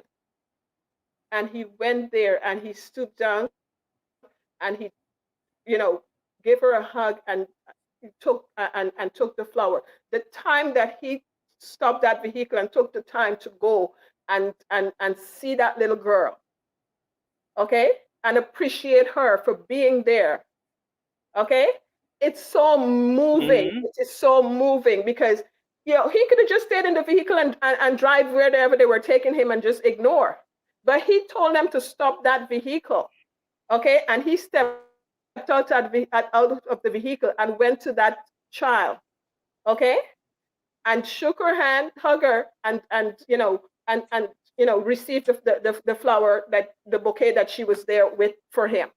Okay, it is so Mm-hmm. moving.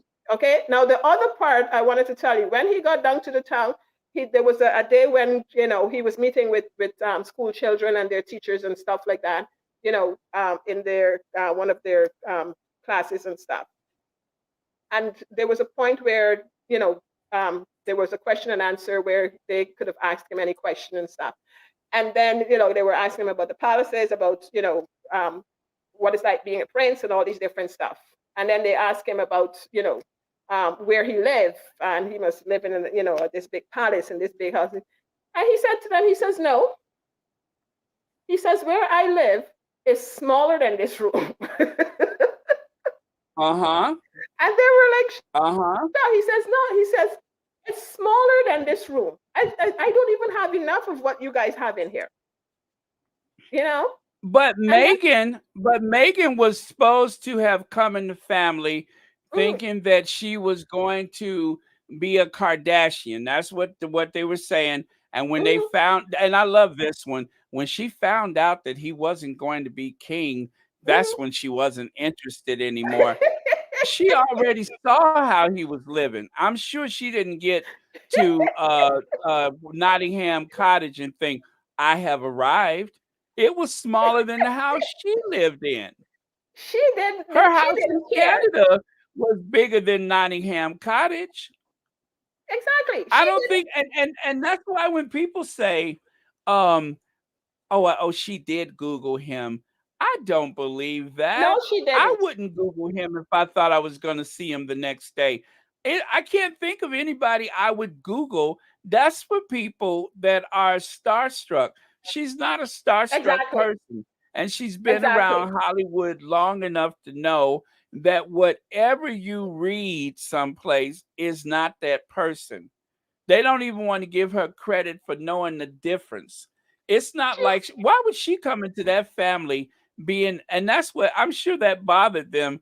Not all of them. I'm sure some of them were glad that she wasn't starstruck, but some of them probably couldn't take the fact that she didn't come in there like she was some kind of old like one of those servants in some old 1940s movie. Oh, yes, yeah, coming in the Lordy, I get to live here. They thought, that she was supposed to come in there like looking up and impressed like she ain't never been no place before. She don't care about that stuff. no, She she will didn't. she will look dignified and ladylike because that is the expectation of society. She likes to be a girl, she likes to be beautiful. But when it's Exactly. time to work, the Yes. hair goes up in the bun. Yeah. The jewelry is very minimal. Hmm. Everything because she's there to work, not to be seen. And Listen. that's the difference.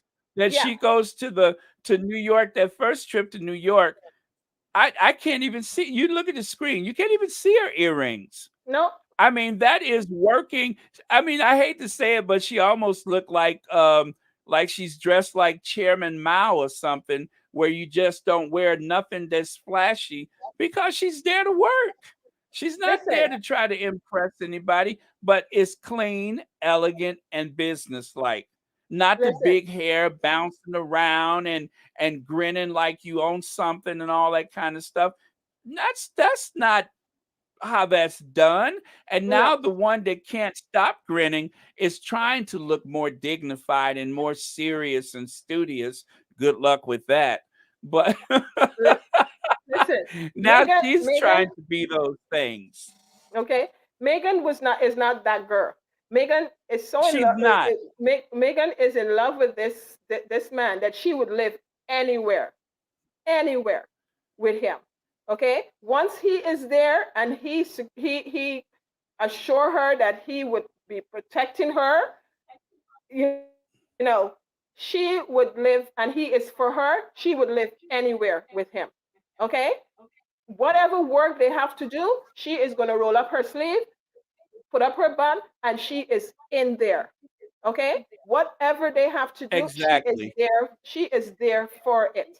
Okay, Megan knows how glamorous she is already. She is comfortable in her skin. She knows who she is. She doesn't need all this other stuff, okay, to help her. She doesn't need helpers. Okay, she don't need all these other stuff to help her. She just give you a smile, and she just break, take your heart away. You understand what I'm saying? Exactly. And he knows what he's got. He knows the price that he's got. Okay, and they're two of that kind of simple people. Okay, but so simple that they they're enormous. You know what I'm saying? So Uh-huh. all that stuff that these people are talking about, it's all makeup stuff. That's who they are if they were in the position. That's who they would be if they were in the position. Okay, because And that's it's all. also who they I think it's who they hope that's what they hope. They were hoping that once they got to the US that it was going to be a big flashy this, that it was going to be shirts and watches and makeup and all. They were hoping that they would have that to criticize. And when it didn't Okay, happen, what? and also one of my receipts that I keep for the Cambridges is when they um did the copyright or whatever for their names, for their family. And it was just something that needed to be done when the Cambridges done it. But when the Sussexes did it, it was because they were about to launch into this big commercial enterprise and clothing lines and stuff like that, none of which was ever going to happen. They did it for the exact same reason that the Cambridges or any other high profile family does it, because you don't want your name and your children's names being used for commercial purposes by other people. It's the smart thing to do. But when it's the Sussexes doing it, it's something sinister. They write it up as some complicated business, like it was some kind of shell company or something like that. No, that's the Queen. The Queen has offshore stuff. The Queen has all that Jersey Island stuff. The Queen and Charles has that shady dealing with money, not the Sussexes. And I wish that one of the like media people here would say, okay, this is what they have accused him of, but this is what the Queen has. This is what they have accused him of, but this is what Charles has done. I wish that there was like a big comparison like that where people can see the hypocrisy and lies and all that inflection that they're using to try to shape this image of the Sussex as greedy and money hungry. And even with the like just today, they there's a channel on YouTube that shows every time a royal flies or has a motorcade or something. I forgot what the channel is, but it mostly has to do with flying, and they are doing nothing but building a case against William, because they have these HD quality videos of every time he leaves or returns to Kensington Palace and other places. They have a whole channel full of that. They are just building the case. But if nobody is going to expose it, then it doesn't really serve a purpose. And they're not doing this to hurt him. These are just aviation people, but it lays bare everything that is such a contrast to this eco warrior that is headed and steaming off to Boston to show the world that this is how it's done. But they're not going to talk about it. They will drag everybody else about using private transportation and not him. And when they expose that, I promise you that is going to be like Christmas twice in the same year for me. I'm just waiting for that to happen when Yeah, but you know somebody something. finally calls them out. Yeah, but you know something. That's up to the people. Okay, to figure out who is Hmm. fooling who is fooling them and who is not. Okay, that's up to the people to figure out. Y'all want to put him on that pedestal? It's up to you guys to figure that out. Because if you guys are going to be okay with him flying around a private plane and all that stuff, then why are you crying climate change and all these different stuff? But one of the things I want to say when it comes to Meghan and Harry, they did everything to sabotage them. They gave them the worst of the worst. Okay, and did everything that Mm-hmm. every time they gave her $100, she turned it into $1 million. You understand? Okay, this is what it is. I don't mind whatever you want to throw at me. You throw at me. That's okay. Okay, I'm gonna show you what I can do with that $100 or that $50. Okay, and every time they think they have them, they don't have them because you know something. When you're coming with your wicked device, okay, and let them, like they say, when you dig a hole, you need to dig two, okay, because this Mm-hmm. woman is just gonna keep throwing you in your own pit. Okay, she's just gonna keep throwing you in your own pit. Okay, because of your mind, of your mindset, of the nasty mind and the negative, because you have no good in mind for these people. Because if you had Mm-hmm. any good in mind for them, you will not be saying and treating them the way you did or the way you're doing. Okay? When you turn and take security from your son, who is a prince, okay, who has had security all these years and have targets on his head, and you leave him and his wife and child, oh my gosh, his child out there without security, what are you doing? What are you setting him up for? Huh? Yeah, and I You think hate what him was that so much. sad, I think what was so sad is when Megan said, "If you won't protect us, please Exactly. protect my husband." I started to And bawl. and I and, started and to that was bawl. like one of those parts of the interview where I was just sitting there in tears. I, I I was, was just the whole time my mouth was open, my hands were like tense and sweaty. I mean, the whole thing was I felt like I was I, just numb. I I couldn't started move. to bawl. I started to bawl to know that this woman, okay, this simple woman, a commoner, could think about your child like that and his safety like that. And you couldn't, okay? You didn't care for his safety. It's okay, if you don't want to give me protection and Archie, my son, protection, okay? But protect my husband, okay?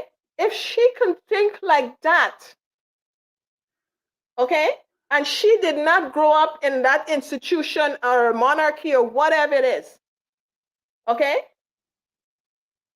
and she can see what is being thrown at them, at him, okay, and his own father couldn't make sure that his security is intact.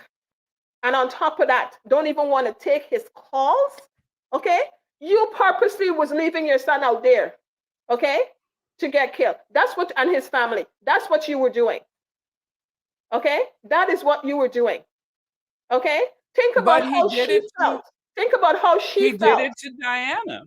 He did it to Diana Exactly. and he did Think it to about, Camilla. yes, Camilla was yes. left without security during that whole period when after Diana died and she was hiding out at her place.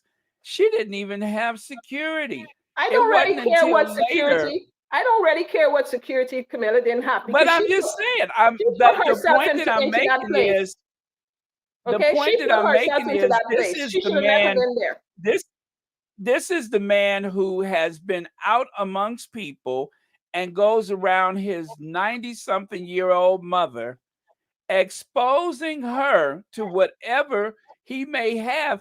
He doesn't have enough intelligence to protect anybody. He doesn't protect his What kids. happened? He What didn't happened to protect him and Diana, Camilla? the That's mother of his between the two of of the them because the children. two of them. He didn't even he didn't even protect that old used up tea bag that he calls a wife now. He doesn't protect anybody. He doesn't have enough Him and Camilla. intelligence, Him or and Camilla. he's too sinister. He may just be too sinister like if something did happen to anybody, it seems as though the first thing he thinks is, Oh, how sympathetic will this make me look?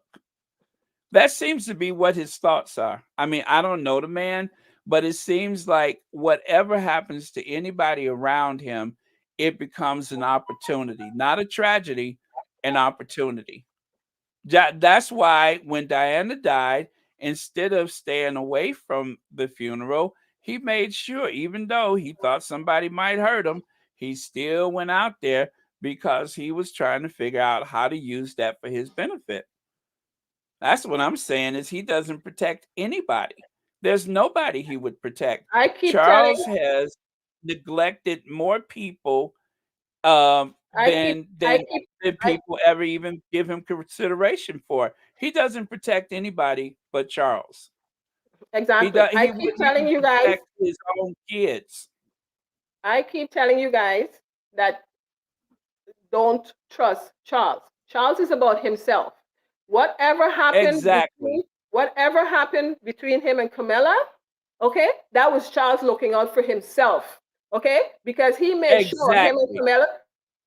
him and Camilla team up and did whatever he did to Princess Diana. Okay, because he was looking out for himself because he wanted to be with Camilla. Okay, Diana was not his love. Camilla was his love. Okay, so whatever the two of them do, I really don't care. What if he want to leave her there without nothing? I don't care. Okay, because the two of them team up and did what they did to Diana. Okay, that she's not here today, and on top of that, okay, turn around and doing the same thing to her son. And you're talking about Camilla? Camilla sit back and watch him do this to his own son. So why should I feel any way about her? Huh? If she had any good bones inside of her, she would have said, "This is your son. You don't do that to your son." Okay? But she didn't. Okay? She sit back and she let him have his son and his son's family out there with a little baby. Okay? With no security. Okay? So why should I feel Well, any way you know what he's doing about now? Camilla? Now think about this. Think about this. Now there's all this money floating around and stuff like that. And that's why I said the reason why they use cash is because that money can go places that, other money can't. And so they say this is how much was in this bag. They say that that's how much was in that bag, but in whatever way he does it, um, Camilla's making sure her kids are taken care of. She's going to Exactly. get something out of Exactly. it to make sure her kids are taken care of. And I think that Exactly. she probably knows that she's dealing with somebody who really don't care he don't care what happens to her. He really don't. They got No. an understanding. I don't think they're in love. They have an understanding. They're kind of Exactly. like two thieves, and there is no honor among thieves. There really isn't. So I don't I think think that it's I think he it's was nothing conventional about I that think he was look relationship. I I think think he was that looking they for a look at the mother when world. Diana was looking for a love. He was looking for a Uh-huh. mother when Diana was looking for a love. Okay?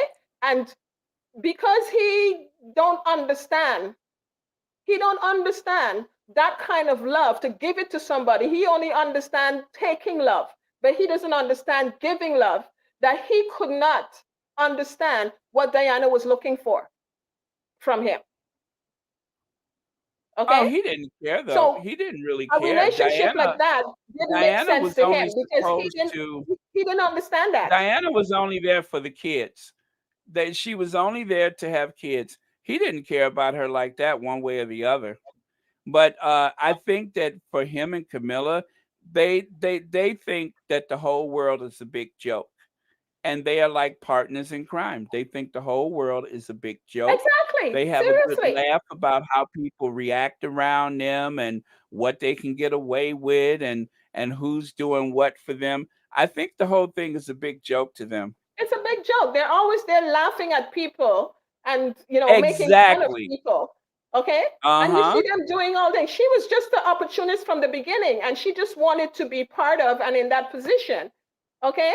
And when you with somebody and you can't tell me that this is love because you and Camilla orchestrated this whole thing, okay?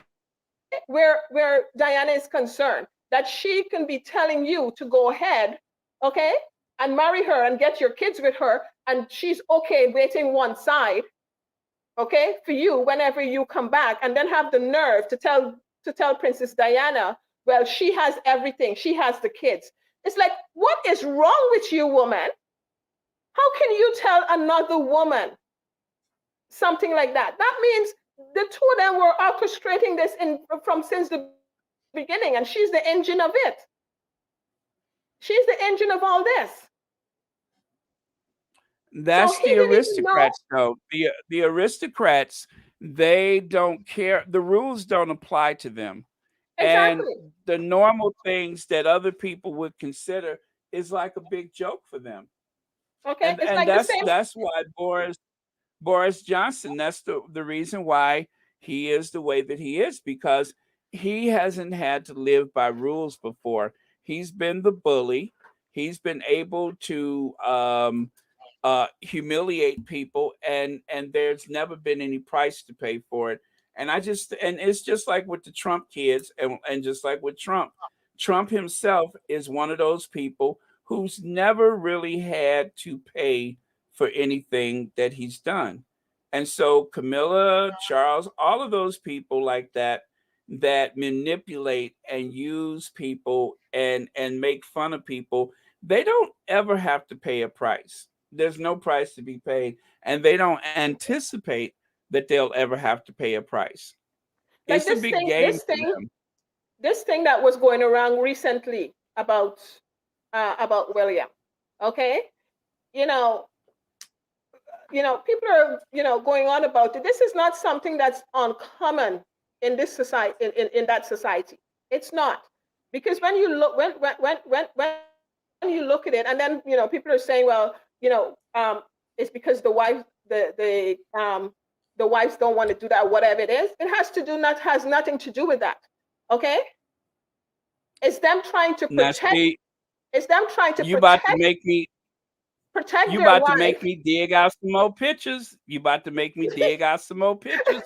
It's them trying to protect the wife that they have, so that when the nasty business come out, it doesn't come out, okay, on the wife, right? But this is something that Hmm. has been happening all these years. It even happened in slavery, because these men, their wives is only supposed to have, you know the decent positions, and and be the breeders, okay, and then get up and just wave and look pretty or whatever it is, okay, and then they go out and find other women to go and have their fantasy with, okay, and it's been going on for years about them. Look at what happened in slavery days, okay.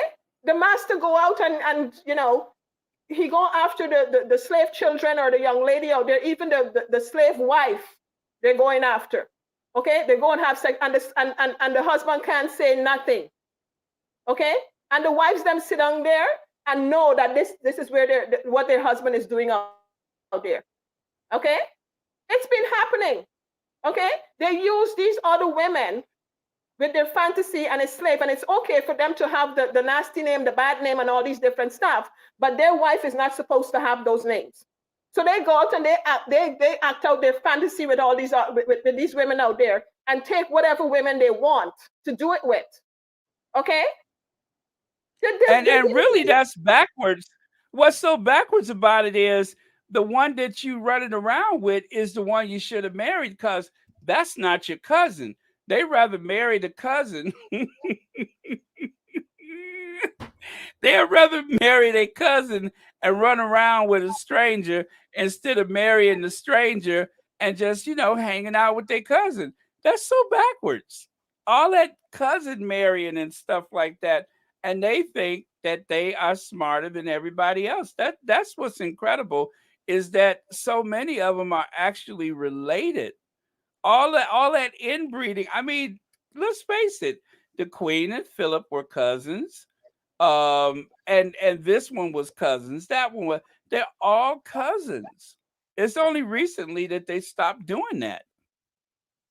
Yeah, they're all That just cousins, and goes to show you how they're all backwards cousins, they and are. they're all in the family, and everybody has a certain way of doing so. So they go out and they have their fantasy outside, and use women however they want to use them outside, and do whatever it is they want to do outside. They go to this person's house and said, okay, and they line up the women them, and they pick and choose which one they want. Okay, or they get the nice one, and that one get to work in the house because, well, okay, whenever this one come over, she's that one, she's that one's woman, and they gone into the room or do whatever. This is and they act out all the outrageous fantasy with these women. Okay, this is what these women have to do. Okay, so this is not uncommon, and it's not something new. Okay, to that society. Okay, it's not like the ones inside that they have in the house. It's not the ones in the house is supposed to be their property. It's supposed to be, not you know they're supposed to look like the decent ones and stuff like that. Like they can't do those kind of stuff with them. Okay, because they don't want those kind of stuff coming out about them. So they're supposed to, to look decent and pretty and thing. You see Okay, the but picture they on the will screen go they right will there, go and right? dirty up all the ones them outside. Take a look at the picture on the screen. That is Lord Louis Mountbatten, and that is the Queen's uncle David, or Albert David, the one that abdicated. Um, I always thought, I always thought these were just, they just seem a little bit too. I'm not going to say what they, but this is typical for that family. I mean, just go for a naked swim. Uh, Whatever you want to do and whatever your fantasy is and stuff like that. Okay, That's that family. I was just yeah, like, do gee, it, that but looks don't. strange. Okay, do it, but don't come letting people think that this is something uncommon and it's strange, and you know and it's, your wife them is so proper, and this is why you think no. You do it to protect them. So you're going to abuse somebody Not else so that the other you're person not proper when can you're fulfill your not fantasy. proper you're not proper when you're hanging your behind out the window. That's not proper. It's too You're much. not proper when and even after you marry into the family, every time you how many years did she go around with her dress flying up over her head? And as though there was nothing else you could wear, and your dress is flat laying across your forehead. And She's trying to compete. She's trying to compete with Marilyn Monroe. that went on for years. I'm telling you, it's some wacky stuff with that family, but that went on for years. How many more? I mean, just I was like, what when did they decide, okay, we'll put a stop to that? Year after Marilyn year, Monroe had her competition. dress her dress was even flying over the back of her head, or it was flying over her face. Sometimes both. And then she pretend like, oh, oh, oh, that was just so weird. That was so weird. I'm just like, when do you figure out that, okay, maybe I shouldn't wear this because my dress is gonna fly up over my You would face? think, right? You Nope. would think. Right. She go out there time and time again, and usually only, well, I'm not going to say only, but whenever she was going down the steps of the plane, what's windier than an open field of an airport, and she's wearing something that's going to end up laying on her shoulder or laying across her face or coming over the top of her head again and just like I say with Camilla and Charles, I think it's just like it's a little game. And of course we've all seen the pictures that's been going around social media. um it, Unless they done something to the pictures, it doesn't seem like she had much on underneath. And I'm just like, why did what What I happened? just I couldn't figure that out. What happened? I I was couldn't figure wondering that what out. happened. I was wondering what happened to those knickers that they used to. Uh-huh. What happened to those knickers? You know, when when the reason they wear that is that if it blow up, it doesn't really matter because you can't. Uh-huh. What happened to the colonial knickers? Uh-huh. Yep. I thought that was so strange. It was just like I could see if it happened once, okay, maybe even twice, but there's just photo after photo after photo where she can't even see where she going for her dress laying across her face. And I remember growing So up, many times. And I think they would growing probably up, go home and have a big laugh about it. Oh, did you see the look on Granny's face? Oh, did you see how Philip was looking at you? I bet you it was like a big joke. It was like a yeah, big joke. And you would think that her mother would say, you that's not really ladylike. But then exactly. again, she's the one who paid for her to go to school to stick her behind. That's what I was just that's what I was just going to tell you. That's what I was just going to tell you because I remember growing up, you had to make sure that you have on a slip under your dress. Okay? Uh-huh. You have to make sure any just in case it blow whatever you have on your slip. You had to make sure. And I know back in the colonial days, looking and reading about it, they used to wear these big knickers and all this stuff. And that was the decent way to dress, to make sure that you have on your knickers, you have on your slip and all these different stuff. Even if they have to today what is it? Grab claw. What is it? The grill claw or whatever. What is it? Uh-huh. Um, to make sure that it What stick it together and make sure it doesn't blow. Okay? How even many in of our Color dressers are Purple, not thinking about that? do you remember in Color Purple when Oprah Velcro, got that's what it knocked was. on You the say. head and her dress blew up? At least she had some drawers on. Mm, exactly. So if Miss Sophia, if Miss Sophia could wear drawers when her dress blow up, then surely a princess of the realm could do the same. But nope, she just go out there, Kate Middlebottom or Bear Bottom, whatever the name is, Kate Bear Bum. She just go out there showing everybody that little non-existent behind. Yeah, I Now thought she was that's supposed. just tacky. I, I thought she was supposed to be this decent rose. Okay, that they pick up. I thought she's supposed to be this decent Oh, rose. So if you're this decent, that that rose if got you're this plucked so decent long rose, ago. then and you're so Somebody had English, you're supposed to know how to dress yourself because you're so English and so proper, and you're this decent rose. Okay, you're supposed to know how to dress yourself, how to carry yourself, and how to, if your dress blow up one time, how to not let it happen again. You know. oh, they somebody So plucked that rose a long I'm not time seeing ago. that. As a matter of fact, as a matter of fact, she ought to celebrate Veterans Day. Okay, I figured that'll catch you. She ought to celebrate Veterans Day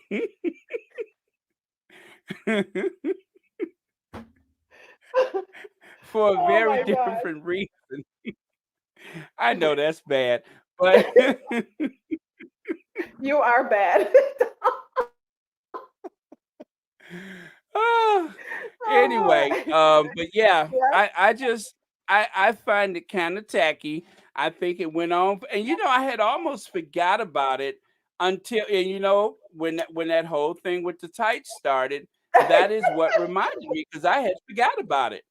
And see, that's what really backfired with that book is because when that stuff came out with the tights, right? When the stuff with the tights came out, it just reminded everybody about, you know, uh, uh, Kate Bare Bottom or Middle Bottom, whatever it was, window in the booty bottom. It reminded everybody about that because wasn't nobody even thinking about that. I had forgot about her dress flying up over her face and the back of her neck and shoulder. But I forgot all about that. But when you they know, started that stuff with tights, then all of a sudden it came back to me. I'm like, oh yeah, she did do that, yeah. didn't she? But something? How dare you think, okay, that you can go to another woman's wedding, okay, and another bride's preparation for her wedding and stuff, and think that you can make decisions, okay, on how she's supposed to have her wedding, how her girl's supposed to be dressed, how the fashion is supposed to be. Like, how dare you? Okay, this is where Mm-hmm. this whole thing with this big control and authority or whatever. Because why? You figure that you were in there. You figure that your husband is William, who's next to the throne, and this all this um you know this image and what that they're packing you guys with, okay, that you feel that you can come out, okay, and feel that somebody is less than, that you can come in and have your say and it's going to go your way. Okay, now this is where she got stopped in her tracks. This is Mm-hmm. where she got stopped in her tracks. Okay, because she thinks that she's just going to come in and everybody's just going to roll over. I can just see Megan's friends look on their face when she opened her mouth and said that. Okay, and I can see them looking at each other. Is she for real? She really don't know who she's playing with, is she? Mm-mm. It's like, that don't fly here. That do not fly here. Okay? Megan already have her people that she put in place that knows who she is, what she wants, okay, and who's following that. Okay? She don't need you Mm-hmm. coming in here. She is putting your daughter in there because, as a talking to you, your husband, the family, or whatever it is. Okay? But it's not for you to come in and sanction. It's for her to come and join with the other kids, okay, and do whatever it is that's being done. Okay, not for you to come in and directing Mm-hmm. things and taking over like if it's your wedding. It's not your wedding. Okay, so you're supposed to But sit that with was the and start of listen. the sabotage. That was Exactly. the start of the sabotage right there. Okay, Was to so come there's in there and try William to trying to get undermine his the way. wedding. That's William trying to get his way, and now she come in and figure she's gonna get this way, get her way, because she thinks that Megan was somebody that she can come in and pounce on and show like if she is in authority and Megan has to listen. Megan don't have to listen to you. She don't have to listen to you. She's sense enough. She knows she's been out there for however long. She knows how it works. Okay, and she's Well, you respected know what they enough. were waiting for. You know. The thing that they want, that I hope and pray that they never get, is they want Harry, they want to see Meghan bowing and curtsying to the Cambridges, and I hope that day never comes. I pray that that day never comes. I mean, I know that, Harry's about the duty and all that kind of stuff, but I pray that day never comes because they want that. Mm, They were just they all them photographers were waiting, click click click click click, click, trying to make sure that they could see Meghan curtsy to the Queen, and then yeah, on the but you know wedding something. day, uh-huh, You know something. go I on, hope that they never. I hope that they never come because I hope this whole monarchy stop. And you know something, this courtesy thing should not even be in today's. Okay, not even the queen shouldn't be getting courtesy to right now. Okay, they need to get rid of that. Okay, but I was told uh-huh, that I think one of the other podcasts or whatever was mentioning that this, and I read up on it that this courtesy thing is basically a choice, right? So it is a choice. you know, so all that should be thrown out the window. When the queen gone, all that should be thrown out the window. Okay, but you know something? Even if Megan has the courtesy to her, okay, I can see Megan doing it just for the fun of it, just for the fun of it. Okay, to Well, I'm make gonna them tell say, you who oh, this needs is to oh this stop is it. what oh this is what you want. Okay, here I am. I'll do it just to make a joke out of them. Okay, Sarah because that's all it's Ferguson, going to be. she tries to, she goes in real deep to show how Lord. grateful she is. And I'm telling you, one of these days she ain't gonna be able to come back up. They're gonna have to get the fire department to get her back up out of that curtsy. They're gonna need the jaws of life to get her back up. 'Cause You know, I saw a couple of times, and it's just like everybody seems to look like, waiting to see waiting to see if she gonna be it's able to just get that I back up. know. But she's so grateful that she's still eating from the table and still living Mhm, off of them that she don't wanna put a foot wrong. Yep, exactly, I'm sure whenever she had to curtsy around Philip, I could imagine she probably crawled for him because she was so exactly. scared of him. She would She probably does it like crawl if for him. she does it like if she's doing crossfoot squats or something like that. Uh-huh. You know, Yep. but I'm like, one of these days she ain't gonna be able to come back up. yeah, it's ridiculous. When it's time for them to get it, it's just a joke because it's a joke right now, and it's just going to be a bigger joke. And they said, okay, this satisfy your fancy, fine. It's not gonna make me any lower, okay, and it's not gonna make you any bigger. But this satisfy your fancy, Mhm. fine. Go ahead, we'll do it. Go ahead. You know, so that is not here or there, okay? Because all that is just the imagery, and it's just something that they feel would what you know boost their give them some kind of status and boost their fantasy of having people do this to you. It doesn't have to. People respect you without respect people without even doing that. Mhm. Okay, Well, so that all one so all magazine that stuff is cover not modern. It's colonialism. It's not modern. And if you are having people do that to you in today, that means you are not coming into the modern sense. You're not coming into the relevancy of of today. You're not. I Okay. have that one, issue of The Sun or one of those magazines where Princess Diana, when the one that says she lost the queen took her HRH, will she have to bow in or curtsy in front of her children? Um, and that's the kinda they I don't know what it is about people that are like, I guess the most loyal, royal followers or sycophants or cult. I wonder what it is about them that they love to see a woman humiliated. They love it's like some kind of blood sport for them to see a woman humiliated. And it's like all of these so-called educated people, and that's why I say it's like a big game. And Princess Margaret, she used to It do is that too. Princess Margaret loved to see who she could humiliate and make them exactly. uncomfortable and make It's them all feel small. It's like a sport to them. yeah. It's a big sport to them. It's a big sport to them. This is why they think Megan not wanting to wear the nylons or whatever. Why should she want to wear nylons? That was the queen's fantasy. That was the queen's fantasy. Okay, she don't have to wear nylons. Like she's shooting a Okay, little Debbie snack cake commercial. They probably wanted her to wear them little patent leather little Debbie slippers. exactly. I just find that they have these people so brainwashed. Okay, they have them so brainwashed that they can't even come out of that era. That you know, and they say things for conversational purpose to have a conversation or to have something to say.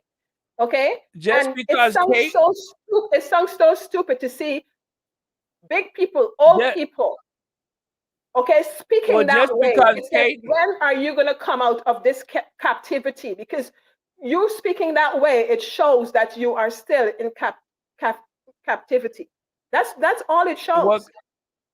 they were so happy with Kate because Kate was walking around looking like one of them housewives from an old like what do you call it, Hoover vacuum commercial.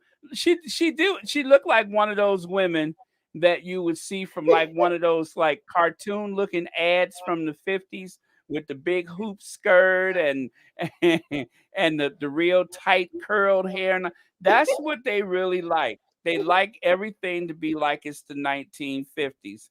They Mhm. don't want anybody to be modern. And she doesn't talk. She doesn't have an Oh, opinion. she And does it perfect. yeah, she does. She does it perfect Hmm. because she's a mannequin. because Yeah, she's a she does it. stepwife and she should be applauded for, and she's so tense that she don't know what to do with her hands. She Yeah, don't know what to do with her mouth. She she don't does know it. what to She does it so perfect that when that it looks so ridiculous when she's trying to copy Megan, because Uh-huh. that is not you. That is not your style, and you're trying to wear clothes that does not match you, and you're copying someone else, and it looks just terrible and ridiculous on you, and you need to stop. Well, she only got two Okay. expressions. She's either laughing hysterically or she looks like she's about to cry. She's only got those two expressions. She either looks like she's about to laugh hysterically or she looked like she's about to cry. She's so wound up with everything that they have, because they didn't took all her personality away from her. The minute she stopped showing her behind, her personality The worst thing for me is seeing Kate wearing pants. It's like, it's a big right. joke. It's like As soon as she ridiculous. It's as soon as she ridiculous. couldn't show her behind, when she stopped showing her behind to everybody, her personality disappeared. So if they want her personality back, they gotta let her throw her behind out the window. Like That's the only one of the things I want to discuss with you is um Megan's look at her wedding. Okay, uh-huh. I don't think people understand. Okay, how timeless and how um good and what, like the look that Megan went for at her wedding. Okay, everything that she wore and was there, it was just perfect. That is a goddess look. Okay, it's a Mm-hmm. timeless look, a look that is going to go on forever and ever. It's modern and timeless. Okay, the headpiece she wear, it was the perfect headpiece to go Mm-hmm. with the look that she was going for. Okay, there is no other tiara that would have given her that look. Okay, when I look at her, I'm seeing a goddess. I'm seeing, like, like Mother Teresa. I'm seeing, like, uh, an angel. I'm seeing it's so timeless that it can go on and on and on. It was just simple elegance, simple elegance. Okay, that can just go on and on and on forever. Okay, if And it somebody was wants to something that any woman could wear that, and it doesn't matter your body type, it's gonna suit any it's woman that going to chooses it's to wear going that. to suit you. The way she did her hair, the way her hair was done, the way the tiara was placed on her head, the way it looked on there, just doing a headshot alone, it is so classic, so classic. Okay, and then you get down to the rest of the rest of the dressing. It is amazing. If someone wants to pop it up and go fancy, and they want to put on some lace on it, they can put on some lace on that dress. Okay, and it would pop it. If they want to bring it down, they can bring it down, and it would still pop. Anywhere you want to go with that outfit, with that dress, okay, you can take it. You can take it. Okay, it is so timeless. It is so gorgeous. When I saw her, I said, wow, this is beautiful. All I saw was just beauty and just timeless and just elegance. That's what I saw out of there. Okay, people looking for all these frills and all that stuff. No, no, you don't need all of that. Just simple and gorgeous and elegant. She popped. Oh, it's beautiful. And that look, that dress, that hairpiece, that everything, it's going to be the number one forever and ever, along for a long, long time. A long, long time. It's not going to get, um, it's not going to fade. It's not going to, you know, um, it's just going to be timeless, and it's just going to be always there. It's just going to be always there. And you can do Mm-hmm. whatever it is that you want with it. It's beautiful. And I think, that's what she was going for. And she's got it. She did it. It's just I think beautiful. if it was up to the two of them, I think they would have been satisfied just to have like a little small church wedding, but because of Harry's position in the family, it had to be something very big, elaborate, something Yes. that would make a Mhm. lot of money for people, and and that part of it is really lost in all of the hatred, is that they keep, and it's not really sticking And I because think he their deserved it. actions are so different from this hate campaign, that they're just after the money, and they're that there's some type of implied greed or something like that, but there's nothing material that shows that in either one of them. The jewelry that she wears is very minimal. There's no big gaudy pieces.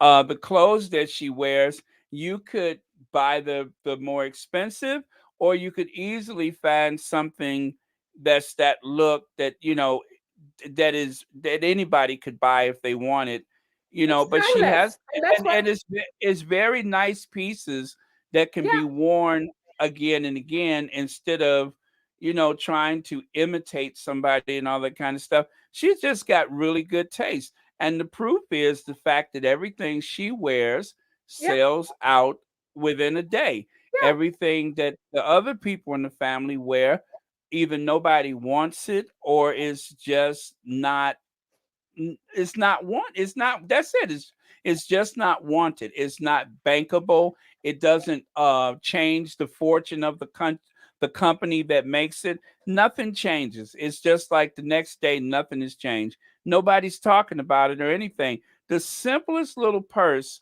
that Megan wears with her outfit is a big deal, and it doesn't have to be anything spectacular.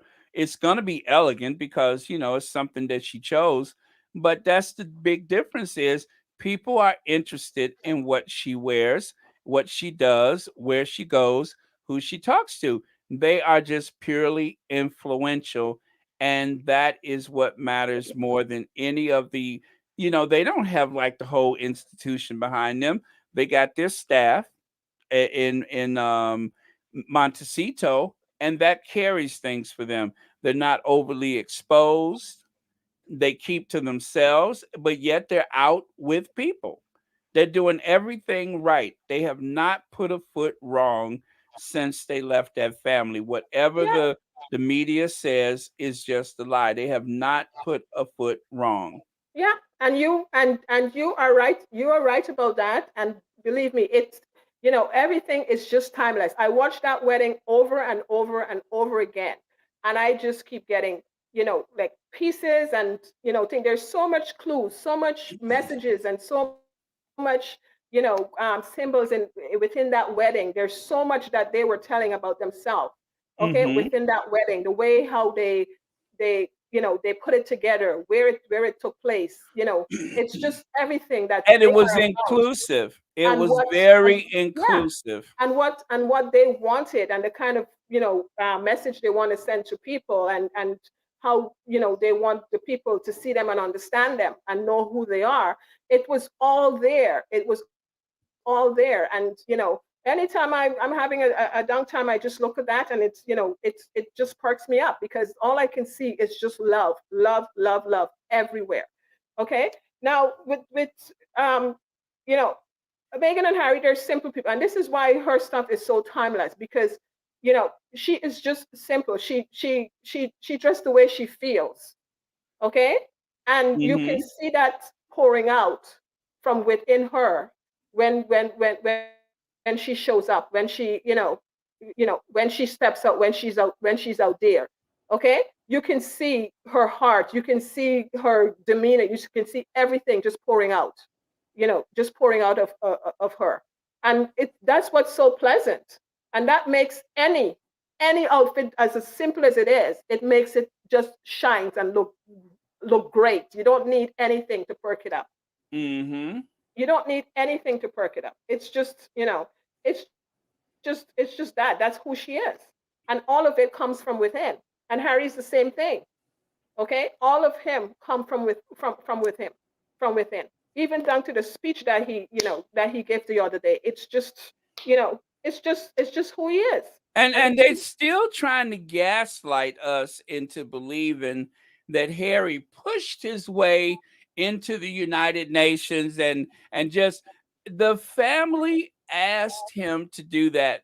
And if no other reason, one thing that we got from it is I learned myself, like I said, I learned some things about Nelson Mandela, not actually about him, but by about the union in Ireland. I had, if it wasn't for Harry giving that speech, I wouldn't have been exposed to that. And exactly. and so his speech did exactly what it was supposed to do. It maintained that connection between Diana's legacy, Nelson Mandela's legacy, and more importantly, it was enough to bring people's attention to the causes of not just Mandela, but a lot of people that supported him, that worked with him. It was so enlightening through and through in ways that would have never happened. Just like people are looking at the royal family because of Meghan. People looked at the royal family because of Princess Diana. After Diana died, I went to sleep on them and didn't wake up until Meghan came along. I casually paid attention to Harry because I just thought he was pretty cool. William, not so much. I didn't know, I didn't care. I'd never watched the wedding all the way through.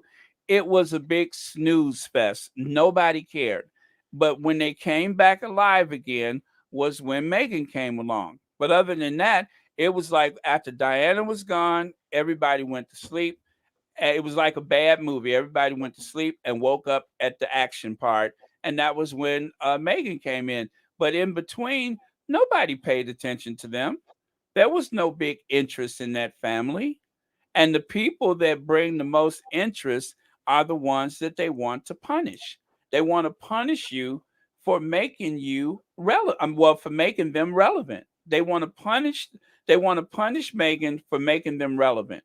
The only thing that makes them relevant at this moment is the fact that more attention has been brought to the family, good and bad, because she's there. Otherwise, most people would not even care. Most people didn't care about the family before Diana got there, and then people lost interest again.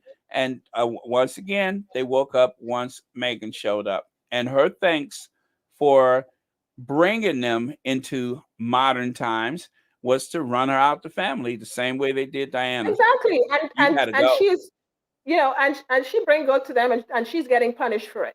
You Yeah. understand? Uh They huh. you know the the wedding and everything. I wanted to say, the wedding, he deserved that wedding, and she deserved that wedding too. Okay? Mm-hmm. They both deserve that wedding, and he deserved that kind of wedding that he got. He deserved it. He worked hard enough. He put up with enough inside of that family.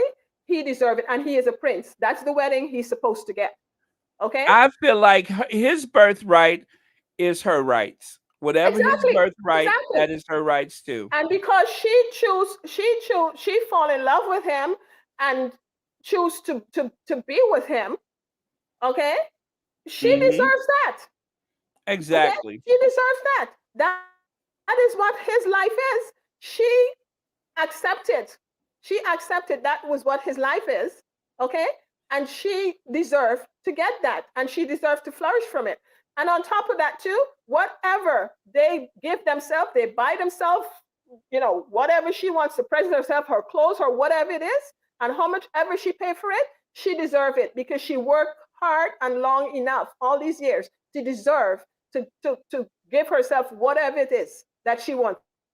And he appreciates her enough to give her whatever it is that she wants. And she deserves all of it. Mm-hmm. All of it.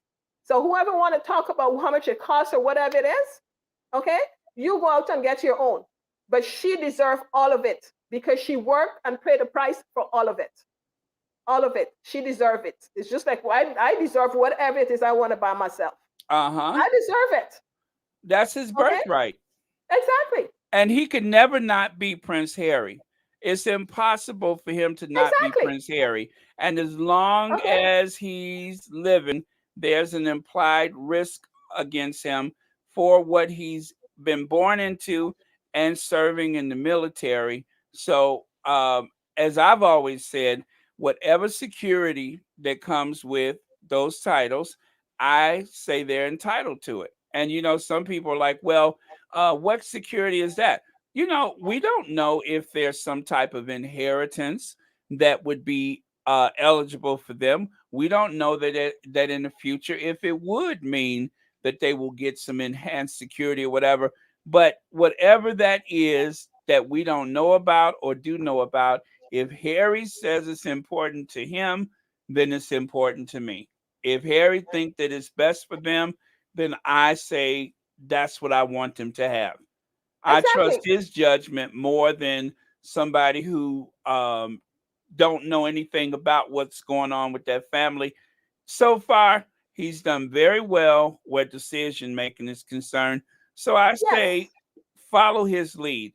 If they don't Exactly. want to be known as his and her highness, then we'll stop calling them his or her highness. If he Okay. doesn't want to be Prince Harry, then we follow his lead. We don't Okay. just go by what Lady C or somebody like that say, put their titles in probate. What the heck is that? Whatever you do, you ain't gonna do nothing but draw more attention to them. He was born a prince. He's always gonna be a prince, and whatever is his is hers, and that's Okay. just the way it goes. He And you is man. cannot He take that is. away from him. Yeah, he is man enough to make his own decisions. He's grown Uh up in huh. that family to know what it's all about. He knows what is deserving of him, okay? And he's gonna and his children and his wife, and he's gonna make sure it happens. Uh huh. It's not deserving of his wife and his children to be abused, and he put a stop into it. Okay? Mm-hmm. And whatever his inheritance is, and his kids' inheritance and his wife's inheritance is supposed to be, he is going to make sure that it happens. Okay? Because that's who he was born as, and that's who he grew up as, and that is his birthright. Satana Smith. Yes, And we don't know what was in Philip's will. yes, you're It right might about have this. been You're right something. about the It swag. might He have been always had a something in swag. Philip's will. It might be something in the Queen's will, So but whatever it is, if it's going to benefit them, I want them to have it. And if that means that you have to keep the titles or stay in contact with the family or whatever, then do what you got to do. But I want them to have everything good and exactly. decent that they got coming. And I'm very much with you with that. I'm very much with the explanation you give in terms of Diana's wedding and William wedding and all, because I was on the same pace as you are. You know, after Diana slowed down, the person I always used to peep in on is Harry, because I wanted so much good for him and want him to be okay. And when Megan came back, it was like, oh yeah, I'm back on that roll. You know what I'm saying? So yeah, and Satona, he always had a swag. He always have a swag. Do you see this guy? Mm-hmm. Do you see this guy wear clothes? This guy can hang a good coat, a good suit. Okay, he Mm-hmm. is so good. I don't know how these fashion moguls hasn't picked him up yet. Just to have him wearing their suits, but he can hang a good suit, and he doesn't even have to do much to take beautiful pictures. He takes some wonderful, wonderful pictures. Mm-hmm. Any pose, he is just gorgeous, drop dead gorgeous. Okay, so and he always had a swag, always. This Mm-hmm. guy is so amazing. Megan, I'm so jealous of you, but I'm glad that you have him. I am so. Mm-hmm. Well, Karen, That's we why I are can't understand. creeping. we are creeping toward the 3 hour mark here. I So know, I know, I gotta I do the know. list. I gotta do the list before I neglect to do it. But Sherry has sent me my list for today. Thank you so much, Sherry. I want to thank you all who have donated for today, and that includes Legs, Connie Baumer, Hyacinth, Ofer, Satonia Smith, Slavika M. Is that Greg Gracchus and Lydia Washington, and an additional I think, yeah, second one from Satonia Smith. Thank you all so much for that. And I'll let you have the last word, Karen, and then I'm gonna ginge Avengers out of here.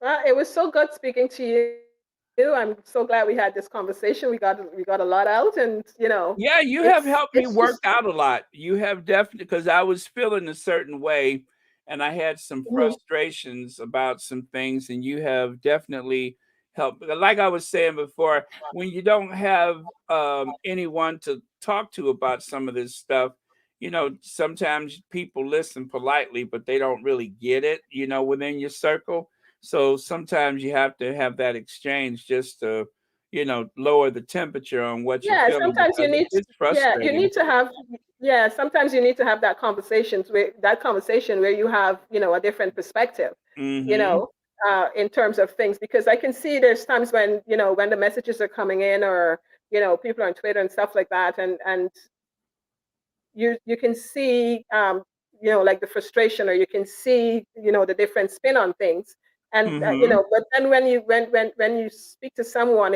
in terms of the stuff um with William that was coming out and all that stuff and they're talking about when the wife don't want to do it and then they they have their mistress or whatever it is and I'm saying well Mhm. okay yeah this is not something that's newer or uncommon. This has been going on from since the days of slavery, where they're going out and picking the women them and and doing whatever Mhm. they want with them. So it's not something new. So not let's not forget that. Okay, our women has gone through Mhm. this kind of behavior and abuse, and it was okay for them to discredit. It was okay for them to discredit us and our women okay, than to discredit their, the wife that they have prop up in their house. Okay, so Mhm. all this behavior towards women and putting down women and doing all these different stuff has been there all along from day one. Like, how do you think that you can, go get a woman to do this kind of act, okay, and you don't want the woman in your house in your house to do it? Okay, why? Because maybe she's going to look down on you and then you're going to look down on her. Okay, so it's okay to go and sneak outside and have someone that you look down on to do it. I'm Okay. just amazed that like I was saying earlier, that humiliating women seem to be like a sport with the public at large that follows and worships the royals. That part of society, even the ones here in the United States that are okay with, that feels like Diana got what she had coming. The ones that feel like any woman that has been in that family, aside from the queen, they all deserved what they got. You know that's what they, and I'm just amazed that people are okay with that. That the Yeah, it's idea that seeing this woman publicly, and even here, the way they um did Hillary, making her out to be some kind of monster like that. mhm, And people, especially, when you think about it, growing up, if anybody would have ever told me that a white woman with blonde hair would be so viciously humiliated on public television, in the newspapers, with ads and commercials, I woun't have believed it. Not here in America, mhm, not here in America, but that's exactly what happened. And I think that by them doing it so often and making it, somewhat, I guess, typical or normalizing it, it just seems like it made it okay. And that's what they really want for Meghan is to have the ability to do that type of humiliation, not just in the UK. They want to bring that over here and make it okay. And Yeah, it's and just this not. and yeah, and this is what I can understand. When women are saying this about another woman, or people are saying this about, a woman that deserved what she got and all these different stuff. Why would she be with this person? Why would those are people who put them in the same situation, you know, they would be glad to be in it. And those are the ones who would want to be in that situation, but they can't, appreciate the other person that's, is in that situation, married to this person or whatever it is. Okay, that is just jealousy and envy that's talking. Okay. Secondly, with uh Hillary Clinton, I was, you know surprised and astonished and shocked of the kind of behavior that was going on and how nasty that whole situation get. Because why are you coming down on her, okay, and calling her all these names and calling her that she's a this and she's a that, or she's a killer or whatever it is? You go down the road and look at every president inside of there, okay? When they go in there and they have to make whatever decisions they have to make, they are going to make it. Okay, they are going Hmm. to make it. Okay, you go back and you look at all the stuff, and all of them are inside of there. They know how it is inside of there. They know what it is that they have to do. Okay, and they all go in there and think, why is it different for a woman? Okay, why is she being Or called why is out? it different for a black man when he's in there? Why is it Exactly. that he is supposed to Okay, shy away from his responsibilities because he's a black man? He's supposed to be afraid to make to make decisions the hard or afraid decisions that of he has, offending the people hard when decisions the that he other has to ones make. didn't have to live like that. The other ones didn't have to live in fear that they were going to Okay, offend why somebody. Why should Yeah, it be they didn't have different? to do Why that. should it be different? They have a job to do. They have to go in there. They have to make the hard decisions. They have to make do the job that they have to do, and make those decisions. Why should it be okay for one set to do that and nobody, complain or say anything about it? But then when it's a black man and a woman that is going to be making these decisions, it's a problem. All of a sudden they're called out for it. Why? Well, All of a sudden it becomes criminal because they have to do it. when black people show up, don't everything change? All of a sudden, rules that didn't exist suddenly appear. Exactly. Yes. Exactly.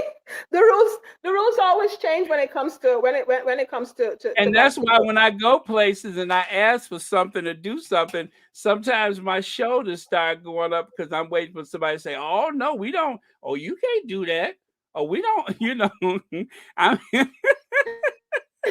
I just I wait for it. I wait for it because I know you could just sometimes the look on somebody's face, the rules about to change. I don't know what's going to change, but I know something is about to change. So I just brace myself, you know, for something to change. And if it don't change, then I'm confused. I'm like, now wait a minute.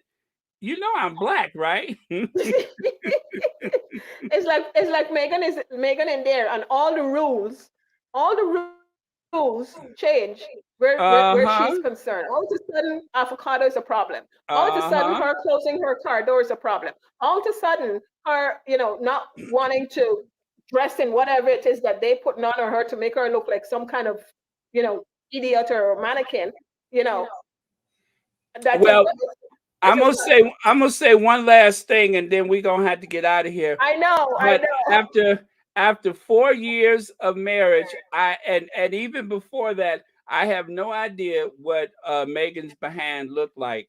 But just from one book coming out, I have seen more of Kate and William's bodies and know more about their weird stuff than I will ever have expected to know in a lifetime. So that's the difference. Baron, I love you. I love you. Keep doing what you're doing, and it's so good speaking to Oh, you. thank you. I love you. And thank you so much for being here. And with that, we are going to Ginge Revenge. And then I'm going to go and throw my Yeah, we will behind talk out the more. You window take care. because Bye, Scotty. I'm going to go and throw my butt out the window because I just want to know what that's like. So As soon as I get done here, I'm just gonna hang my behind out the window, cause it must be something. It Goodbye. must it must be something to it, and whatever that mystery is, I'm fixing to go find out right now. So I'll go do mine, you go do yours, and then we're gonna ginger binge, okay? We will talk. You take care. Have a good evening. Bye. All right, Okay. thank you. Love you. Bye.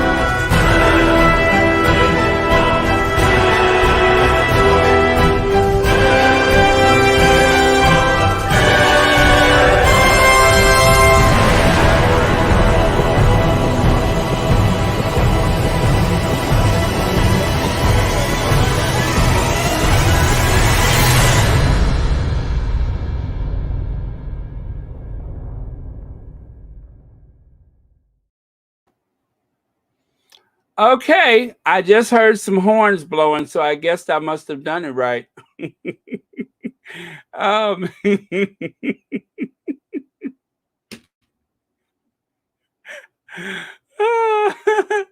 oh no, I'm just kidding. I not yet, but I am going to do that. I'm going to go and I'm going to leave it flapping to the wind. Okay, you guys, thank you so much, and I am out of here.